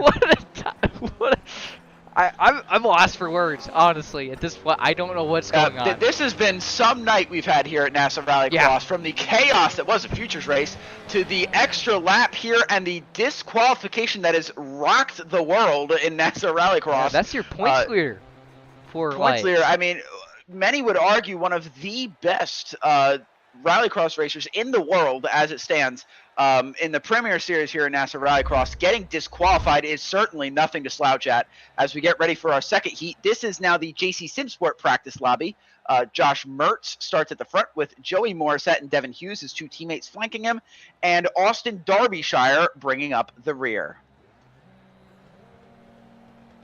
Kieran Liflander racing car left. And now the only one. He's going to have to score all the points for them tonight. As green flag drops, we are underway as the very colorful JC Simsport cars are 3 abreast into turn 1. Mertz is the purple and green car all the way on the inside. Although it looks like the 60 there of Devin Hughes in the blue and brown car will take the lead. Solid run on the outside there for the 60 car. It looks like Mertz falling all the way back to 3rd. He's kind of protecting his 2 team cars in front of him. As Derbyshire looks to the inside, couldn't get it done. Now Hughes has a lot to race for here tonight. If you remember back to last week, he and Dan Carrito had multiple run-ins in their heat and in the last chance qualifier that I believe unfortunately led to Hughes missing the feature last week. So definitely looking to make up for lost time there and try to get in here tonight. Yeah, if I'm Devin Hughes, I don't want to go through the OCQ. I don't want to see Dan Carrito again. So I'm doing everything I can right here to make it in the heat here as we see Joey Morissette take to the Joker here. Morissette through the Joker. Mertz now appears right behind him. Will pull a crossover. They'll be side by side into turn 2. Mertz with the inside line. He will take the position. Although Mertz has yet to Joker, so we'll see if he'll be able to use that Joker to be able to stay out in front of Morissette here. Now that's opened up the door for the 64 of Arston Derbyshire. Oh, wow. Who's down on the inside, tries to get in there. Almost went around. They might make a little contact there. Cross him over, maybe? No. What a move for the 64 Derbyshire. Wow. Unfortunately, just got caught on the wrong side of the hairpin there and wasn't able to get it done. Whew. That was good racing there. And that actually, the person who's going to love that is Josh Mertz. That has opened his gap up now and should clear him of Joey Morissette by quite a bit easily. The guy loving this all is Devin Hughes because he's out there with a 2-second lead. Oh, this battle for second definitely isn't over yet, though. Morissette is closing in. He's not too far behind. If he has a couple of good laps here over Mertz, he might have a shot at him. I mean, Mertz is easily one of the most experienced drivers in the series here at NASA Rallycross. It's going to be tough to beat him, but, I mean, you never know. Morissette could have a good run here for him. Yeah, and, you know, the whole thing about having that extra lap now in this heat, how many times have we seen it where a guy might need just one extra lap to get it done? So that changes everything as we see Mertz register that Joker in there as he did it on that lap right there. So one more lap, that could change the entire complexion of this race if Morissette can get something done. Absolutely. It's going to be a tight battle here. Yeah, the extra lap could absolutely make a difference. I don't believe that was intentional. That was likely a clerical error there to go 6 laps. But nonetheless, we roll on with the conditions we're given. Just a typo there. Look at that run by Morissette. Dove it into the corner there, just trying to get any bit of nose under Mertz to make him go wide. Wasn't quite able to make it stick there, but instead of having 1 lap to go, now he's got 2 to hunt him down. As I say, that's just another lap for somebody to make a mistake. Josh needs to run a flawless race here if he wants to keep this transfer spot, because you know absolutely well that Morissette isn't going to hold him accountable for any kind of mistake there and try to get himself into the feature. Yes, just because the team boss is sitting in front of you doesn't mean you won't make a move to try to make it into the feature. As the 85 tries to work his way up to the 2 of Josh Mertz. So we'll round out the hairpin there, and we'll come on to our now final lap. And lost in the shuffle here is the 60 of Devin Hughes, who has checked out in front of his 2 JC Simsport teammates and looks, barring any mistakes, well on his way to get his first heat win of the year and make his 2nd feature of the year. Yeah, look at the gap he's got. It's 1.3 seconds. His last lap was 1.2 seconds slower than Josh Mertz's though, but I don't think Devin's pushing it at all. Honestly, if I'm him, I'm just taking it nice and easy. I got that gap, just manage the gap, drive my car back towards Mertz, and keep it all in one piece. And rounding it out of the final turn, the 60 of Devin Hughes will take heat number 2. Josh Mertz will qualify to the feature as well. Morissette and Derbyshire will now be sent to the last chance qualifier. With that, let's get your grid for the last chance qualifiers. We're getting ready to rock here. Tom Grady, who finished on the podium last race in the Futures race, currently sits at the front. Joey Morissette right next to him, Dan Carrito, and Austin Derbyshire once again will bring up the rear.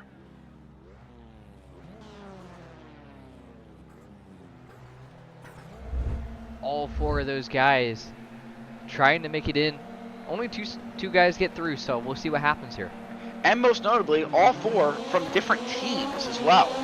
Not a single teammate is in this race. Everyone is different. As the green lights drop, Morissette gets a fantastic jump from the middle line. Whoa, man. Derbyshire getting a little bit loose there. Carrito muscles his way around Grady and will take the transfer spot for the time being. Oh, here comes Carrito contact. He hits him. Turns Morissette around. All four cars make contact. And Dan Carrito makes enemies with another JC Simsport car as he will move up to the front position. Dan Carrito versus the JC Simsport cars. Name a better rivalry. I don't think you can. And a battle for the transfer spot brewing as well between Tom Grady in the 535 and Austin Derbyshire in the 64. And Derbyshire has a lot to gain right here for his team if he can make it. Grady out had of an the issue. hairpin there for Grady. Here comes Derbyshire to the inside. Derbyshire to the second spot, and he is in the transfer. And he's going to go ahead and joker right here. Let's see what he can do. Can he hold on to that spot? Looks like it for now. Right. Oh! Grady gets to his inside and turns him. Derbyshire goes around, and Tom Grady will now move up to the transfer spot. I don't know about that one. That looked pretty rough. I mean, I know Grady's going for it, but man, that's rough. Look, he might have even got a little air off the curb there. Let's see if we can get a replay of that one. Yeah, that was an interesting looking incident there. I just see it right here. He's going to cut it to the inside to try to cut him off his joker. Yeah, hits the curb, I think he hit the sausage curb. Hit the sausage. That sausage could be a villain sometimes and really send your car in some interesting places. And that will, unfortunately, end Austin Derbyshire's night for the most part, barring any catastrophes. Yeah, I say, what a shame. I was going to say, we're just going to have an LCQ where two guys is kind of, like, I don't want to say it was intentional, but they both kind of drove through another It is worth competitor. noting, the LCQ is 5 laps long instead of the 6 that we've had on the other two races. Yep. So we do have the 5-lap LCQ. So 2 more laps remain here. Dan Carrito out front, and Tom Grady is in the transfer spot. Austin Derbyshire still on track, and Joey Morissette, I believe, has parked it for the night. He sure has. Unfortunate for that JC Simsport car, who was looking at a transfer position in that heat. And it just went all wrong for him in turn 1 from the lead in the LCQ. It's unbelievable how quick sometimes all can go wrong in a rallycross race. Really, all it takes is just to lose one spot in your heat, and all of a sudden you're in LCQ and you get turned around. Your night's over. You go from basically making the feature to, well, now I'm not even racing at all. It's a really tough game to play sometimes. Yeah, and that's the crazy thing about rallycross racing is everything happens so fast, like you say. You know, you could be going from P1 to P last in less than a second here as we take the white flag. White flag flies in the air here for Dan Carrito, who, barring any catastrophe, is well on his way to win his last chance qualifier and make it into the feature race tonight, where, guess who's going to see? Both of the teammates of the driver he spun out, Devin Hughes, who he had issues with last week, and their boss, Josh Mertz. So, you know, they probably won't be giving him too much room tonight. Elbows out for those two against the 320. I'm pretty sure of that one.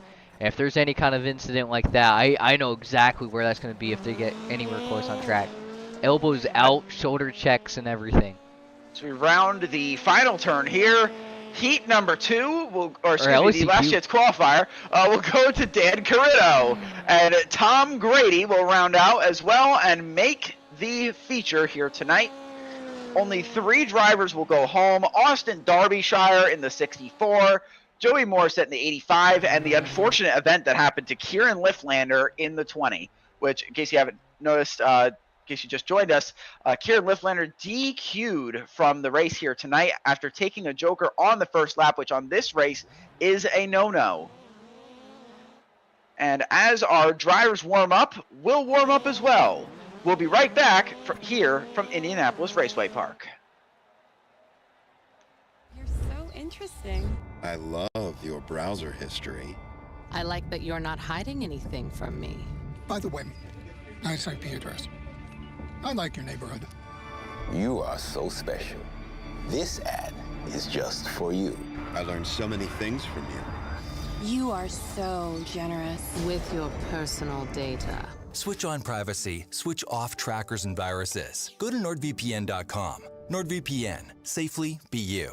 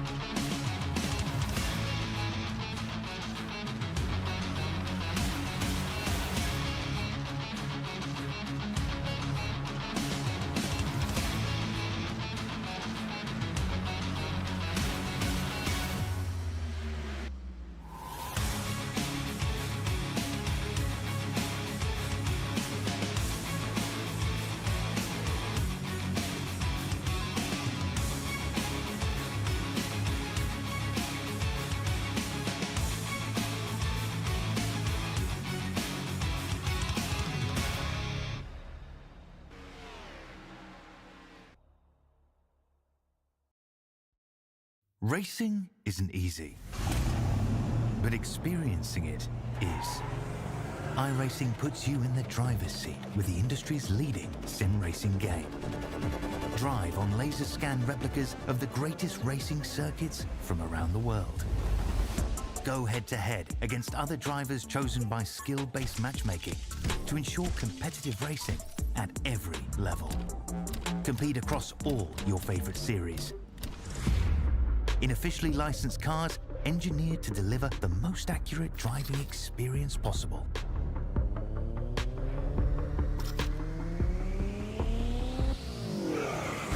Join a race or host your own with players from across the globe.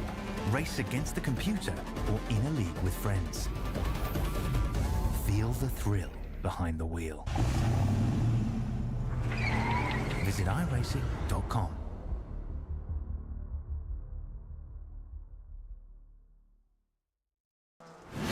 Absolutely be doing what he has to do. He has to go for the championship. He has to recover the points that he lost. He's down the race, takes the lead in the 12. What a move.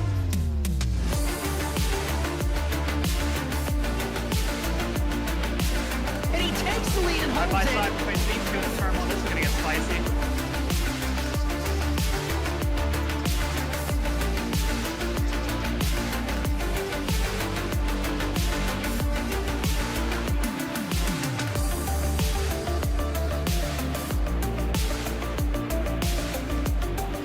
Turn one, over the jump to begin the first lap clock at the inside line. McFarland contact between them. They are still side by side. This opens the door for Wetz. He can't make anything happen.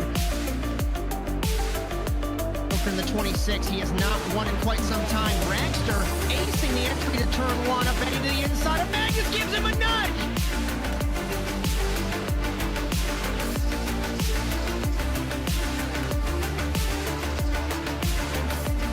Grip strip on the inside, Phil. Wetz had a little bit better run, but looks like Ronnie's going to win this one.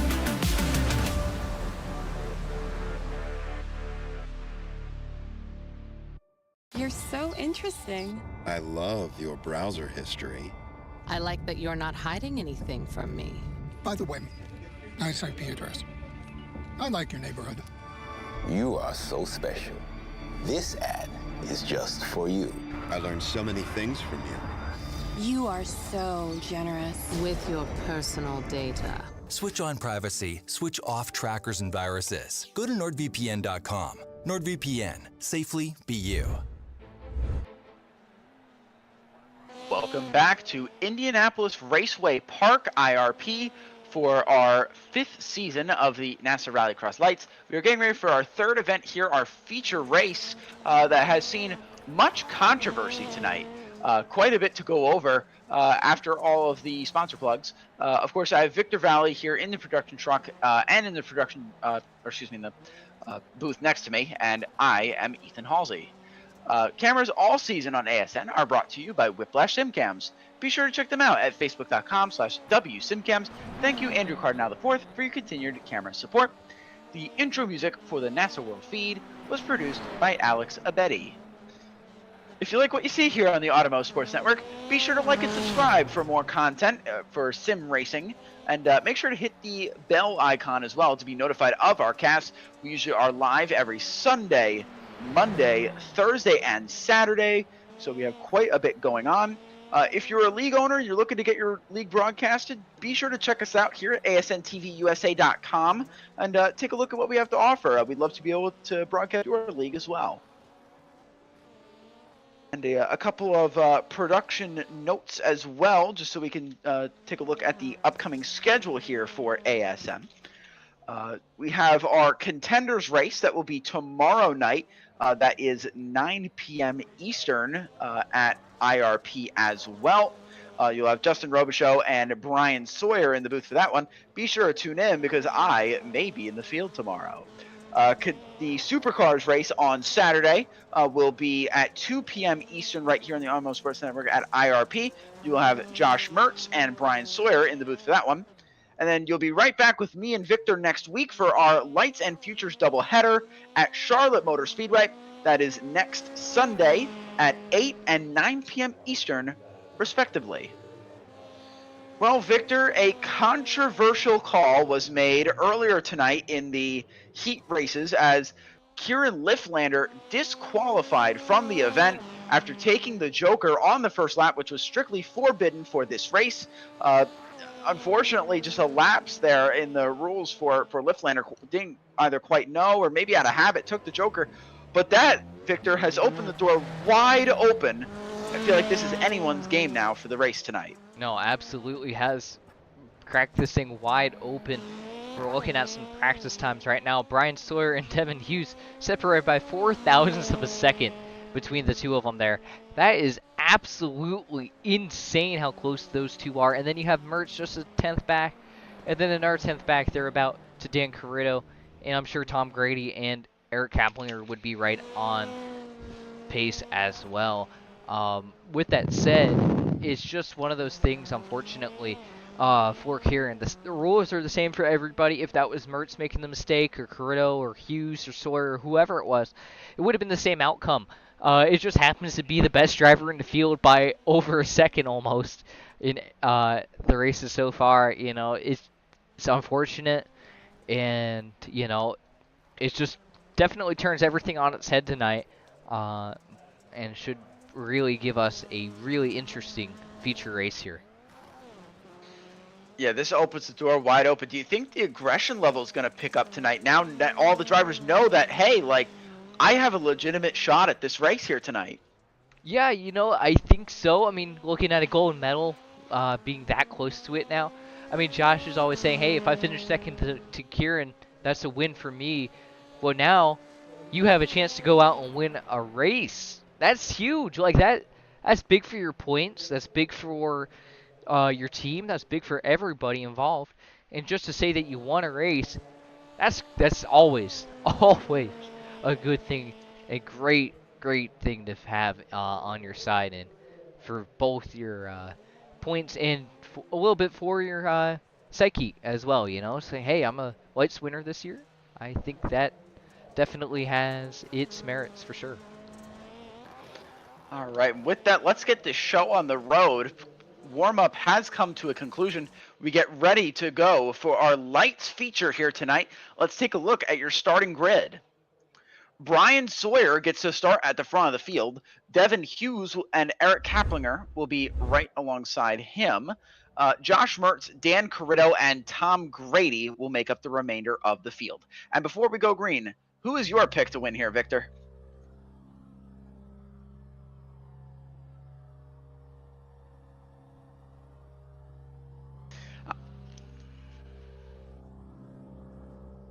I mean, real quick before the lights go out, I'm going to put my money on Josh Mertz. Came second last week, only 2 Liflander. I think he's got a good shot here tonight. As the lights are getting ready to go green, we are racing here in the feature for the NASA Rallycross lights.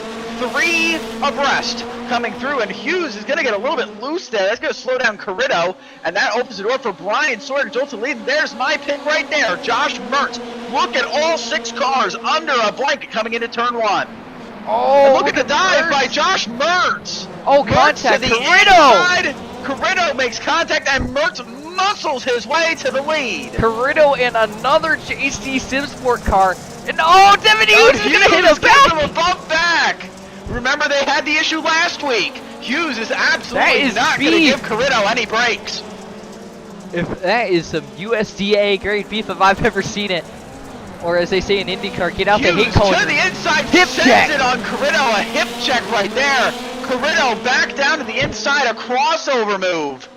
And while that's going on, meanwhile, battle for the lead up front. Sawyer and Mertz are side by side. Mertz going for the decides to Joker there. A smart move from the 2 car. Oh, contact! Contact there. Sawyer in the wall. Sawyer clears. Mertz just barely. And these two, we were right. The intensity level has picked up. Side by side over the jump is Mertz and Sawyer. And Mertz these two with have the history. Line going into the corner. Gotta remember, these two have history from Charlotte last year and a couple other races last year. These two have come to blows before, and it may happen again. Sawyer able to get the preferred line there in the hairpin. He will clear Josh Mertz for the time being, but Mertz is not done. You know, with Liflander not in the field, Mertz is hungry. He wants he's gonna take his second choker right here.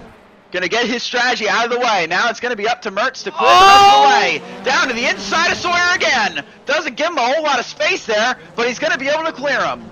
And look who's sitting behind, just licking his chops, waiting for these two to make a mistake. The 277 of Eric Kaplinger, your futures winner from earlier this evening. And that's my pick, so hey, who knows if Mertz makes another mistake here or something, or Brian Sawyer gets back to him and they make contact. That's going to be Kaplinger's race to And by the way, I do believe in all that calamity, something occurred to the 60 of Devin Hughes. He is now way in the back. My goodness, do you think it was Corritto again? We're going to take a look. I was going to say, if it's Corritto again, that is just very coincidental at that point. As Sawyer takes his joker. Oh, Mertz is upside down! Mertz is barrel rolling into turn 1! Contact between him and the 88 has sent Mertz upside down! Oh, you said these two had history from last season at Charlotte, and it comes to rest again!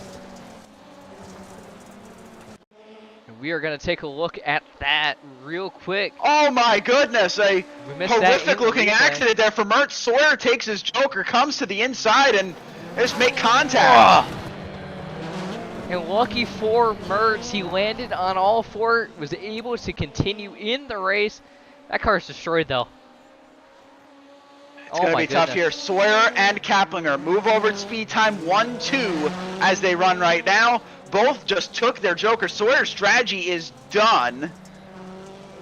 And boy, that is a painful one there for Josh Mertz. He had a fast car here tonight. Looked like he had a shot to win. Unfortunate turn of events between him and Sawyer. Yeah, I don't know what exactly happened there, but Mertz definitely, the smoke is going to be coming out from underneath his helmet for sure. Yeah, and he's gonna. I think he's gonna see this as a missed opportunity with Liflander not in the field. It really was anyone's game, and unfortunately, barring catastrophe, he looks to be out of the race win. Although he is in a good battle here with Dan Corritto. Oh, look at that hip check right there. Yeah, Josh is not letting them go easy, and here he comes back. He's already hot from his incident. Mertz knows what he's done to his other 2 cars here tonight. God, he turned him! Mertz turns Dan Corritto coming out of turn 3. Oh my goodness. The boss man takes care of him. Apologies My for goodness, losing. you can't script this any better. I'm losing it, man. Whether that was intentional or not, Josh Mertz knows what Dan Carrino has done to his other two cars here tonight, and well, he showed him what he did. And Carrino is now around. Meanwhile, Brian Sawyer up at the front has a commanding lead now over his teammate Eric Kaplinger. What a great run this would be here for Brian Sawyer. Had a very good shot at the win both weeks. Unfortunately, Liflander was here, so he couldn't really have a shot last week. At Sonoma, ran into multiple issues in his heats. He was upside down in the feature. He was upside down in the feature at Sonoma. So, boy, some redemption this will be for Brian Sawyer, if not with a little bit of bloodshed, unfortunately. Yeah, I mean, a great rebound here for Brian Sawyer this week. Had a solid effort last week at Iowa. Obviously had the problems at Sonoma, as we saw. I'm just trying to get my bearings straight here. I just lost about everything I had in my broadcasting ability there for just half a minute. I have never seen anything like this in a NASA Rallycross race, and that's saying something because there's been a lot has happened in NASA Rallycross racing here. So I mean, just this season has been unbelievably wild. You had Robbie Kirtley, who's not here tonight, run out of gas on the final lap in the feature at Sonoma to allow JP Defino to win at Sonoma, and now a futures driver wins both races in his first doubleheader that we've done in the light cars, and then you have this week with all the chaos that has been here tonight, and now just add to that. Futures car on the podium again. 3 weeks in a row, we've had a futures car on the podium. Tom Grady last week. The futures drivers are certainly showing out here in the light series, and they are proving that I'm sure a lot of these guys will likely be racing in lights next year. Absolutely, especially look at Eric Kaplinger. I think he's going to be racing in lights next year. He's proving why he should be in it, and Brian Sawyer showing why he's one of the guys that was a championship favorite going into this year, barring Kieran Liflander. Coming out of the turn, we'll take the white flag this time by. A commanding looking race here for Brian Sawyer. He's been almost perfect all night. Had a little run in there with Josh Mertz that allowed him to get into this position, but before that they had a great battle. And you have to remember, the only reason why he's able to get up here is because of the DQ to Kieran Liflander in his heat race. This thing isn't over for third. Josh Mertz still limping that car around. And here comes Tom Grady. He's trying to get to him. Imagine a move over at speedy time 1, 2, 3. Nothing would make Brian Sawyer any happier than that as they round out the final turn. Brian Sawyer will come out of the final turn and will take the checkered flag, his first win in lights for the season for the move over at speedy time driver. Eric Kaplinger on the podium once again, and Josh Mertz will come home in third. And finally, Victor, we can rest for the night. The chaos has finally ended. Or we do have interviews, so we'll see. We do, but I don't know how many we're going to have. Obviously, we won't have Eric Kaplinger. That he's notorious for not having an interview, unfortunately. But I know we're going to have Brian Sawyer, and it looks like he's very happy. I think he'll be very happy to interview with us. Don't know about Josh, though. I think he's probably going to decline an interview tonight. Not going to be the happiest of campers for sure, so we'll at least move Brian Sawyer in, and actually we do have Josh. We do have Mertz. Yeah, we do have Josh. Let's bring him up to the ASM booth. Let's move him in real quick before we even get Brian in there. Josh, this is Ethan and Victor in the ASM booth. You got us?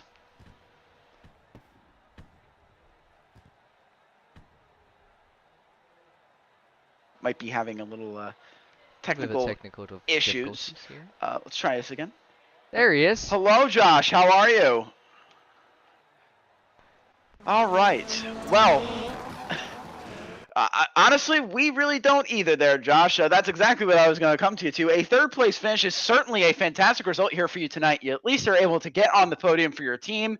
A really great result here for JC Sim Sport. 2 cars in the feature. But just take us through your race there. I know with the DQ to Liflander, you and Brian had a really good shot there. Unfortunately, it appears you guys just made a little contact. It looks like you took a little barrel roll there.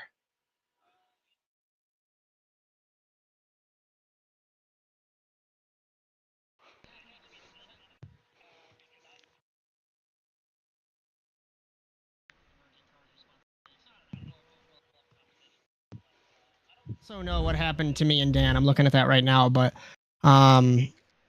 it was just all over the place, and I think I was just, being honest, driving over my head because Kieran was out trying to make up for some stuff. So still trying to process it all, honestly. Absolutely, and that's something that me and Victor were talking about here before the feature. Do you feel like the intensity level was higher tonight, being that Liflander was absent from the feature?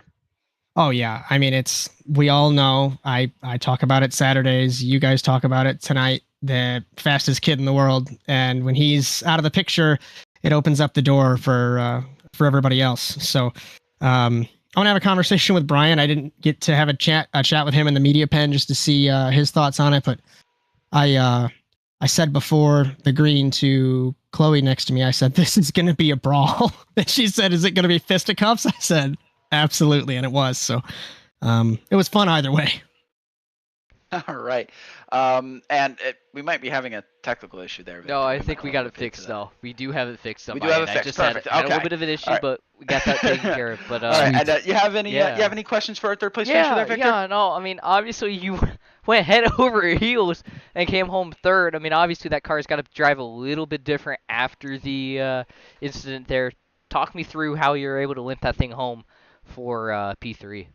Amazingly, it didn't really drive that much different. I'm looking at my wheel input on the last couple laps, and I was perfectly straight and fine. So Brian hit me pretty good on the left rear, and I thought that it was going to break, but apparently he didn't hit it in the right spot, and then we flipped perfectly, I guess, and it drove well. And then got flipped back over by Eric, no less. Yeah, I was down on speed for sure. I think that's what started the whole Corritto thing, but other than that, it was handling fine.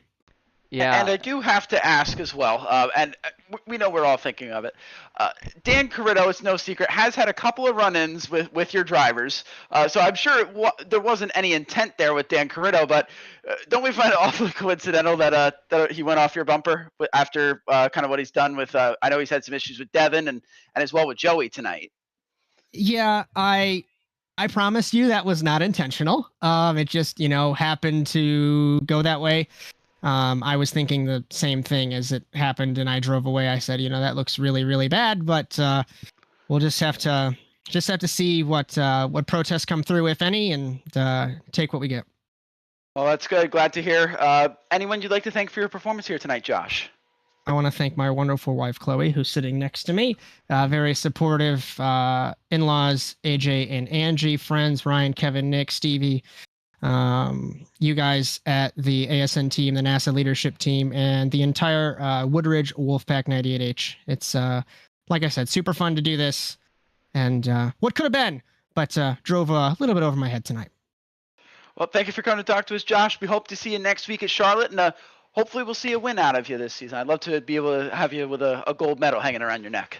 I hope. It's been too long. Thanks, guys. Thank you, Josh.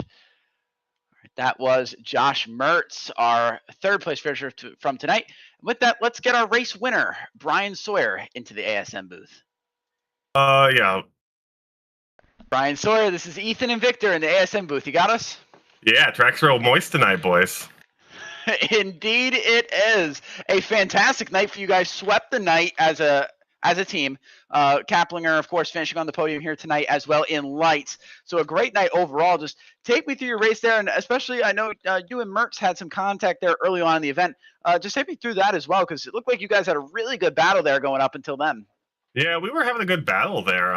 He did both his jokers twice, and I felt like he was keeping it nice and tight, giving me basically the minimum amount of room for my car, which it's all fine. That's racing. When I took it, I tried to give him the room, but he cut the corner a little early, it looked like, and I hate that iRacing does that. The car just went for a ride, but yeah, I was looking forward to more of a battle. We were gonna go back and forth. I figured the whole race like that.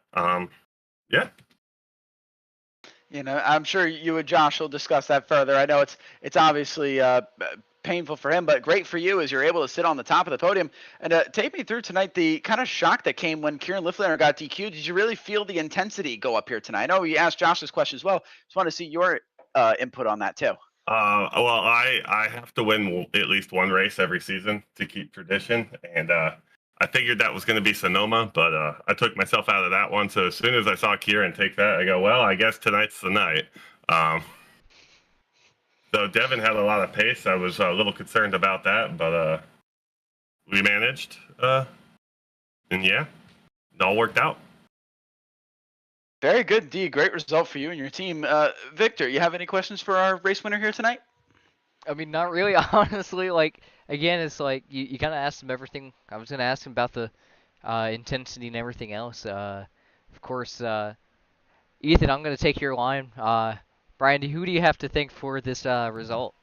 All right. Well, first and foremost, we got to thank Eric's mom, and then Tom's mom, and my mom, and my wife, and my whole family, and all you guys, Team Moist. So yeah, that's it. Well, thank you, Brian. It was a pleasure. Hopefully we see you up on the podium next week, maybe even with a win. Who knows? Maybe you can get 2 wins this season. I sure hope so. But we'll see you guys. Have a good night. You as well, Brian. And that was our race winner, Brian Sawyer. And oh boy, all right. Well, with that, why don't we kind of wrap things up here? Kind of take a moment to digest what just happened here tonight, and then from there we can kind of go through our final thoughts. So before we go, let's get a couple of sponsor plugs out of the way. Cameras all season on ASN are brought to you by Whiplash SimCams. Be sure to check them out at facebook.com/whiplashmedia. Thank you, Andrew Cardinal IV, for your continued camera support. The intro music for the NASA World feed was produced by Alex Abetti. If you like what you see on the Automotive Sports Network, be sure to like and subscribe and hit the bell icon to be notified of future broadcasts. We broadcast every Sunday, Monday, Thursday, and Saturday. For now, it's just the Sunday, Monday, and Saturday. The Thursdays will be coming in October when the Torque Sports Car Series returns to action at Daytona. And if your league is looking to be broadcasted, feel free to come check us out here at asnTVUSA.com and see if we could put together a package for you that will have your league looking fantastic on camera. Now, just a couple of programming notes as well, so we can kind of set up the rest of our week. The NASA Rallycross Contenders will be here at Indianapolis Raceway Park tomorrow night. That'll be 8 p.m. Eastern. That'll be Brian Sawyer and Justin Robichaux in the booth with you. And as I've said before, I should be in the race tomorrow night, so feel free to watch me flounder around at the back. The Supercar Series will be at Indianapolis Raceway Park as well this Saturday afternoon at 2 p.m. Eastern. You'll be with Brian Sawyer and Josh Mertz for that one. And lastly, me and Victor will be returning once again for our Lights and Futures doubleheader at Charlotte next week. That'll be next Sunday at the usual time, 8 p.m. Eastern for Futures and 9 p.m. Eastern for Lights. Well, Victor, if you like, I'll get in your final thoughts. I know there's probably quite a few of them. I would hope at least you've digested what's happened tonight. I know we've had quite a bit. But what are your final thoughts on the evening? You know, it's funny you say the word digestion because I've been dealing with a lot of indigestion today. With that said, I don't know if I can. It's gonna take me a week. I'll probably give you better thoughts next week on what happened. But again, like, that's just insane. Like, I just cannot believe what we saw tonight. Again, just when you think you know who's gonna win one of these races, there's some way that it ends up getting turned on its head. Just like my headset just about did on my head just a moment ago. So, you know, you never know who's going to win one of these races until the checkered flag falls on the evening here at these races. That is very true. I mean, all the chaos that we had in here tonight at Lights kind of overshadows all the even more chaos that we had in Futures a couple hours ago. Just chaos all around. I think that would be my final thought. Chaos. With that, the checkered flag has fallen on the evening. From all of us at the Automotive Sports Network, from Jess Rakowski, Justin Robichaux, Cody Erdman, Josh Mertz, and Victor Vallee, my name is Ethan Halsey. We hope you enjoyed today's coverage of the NASA Rallycross Lights and Futures here from Indianapolis. We congratulate our winners. We had Eric Kaplinger, and Brian Sawyer, the two Move Over at Speedy Time cars, taking the wins tonight. And be sure to join us next week in Charlotte. Until then, so long, everyone.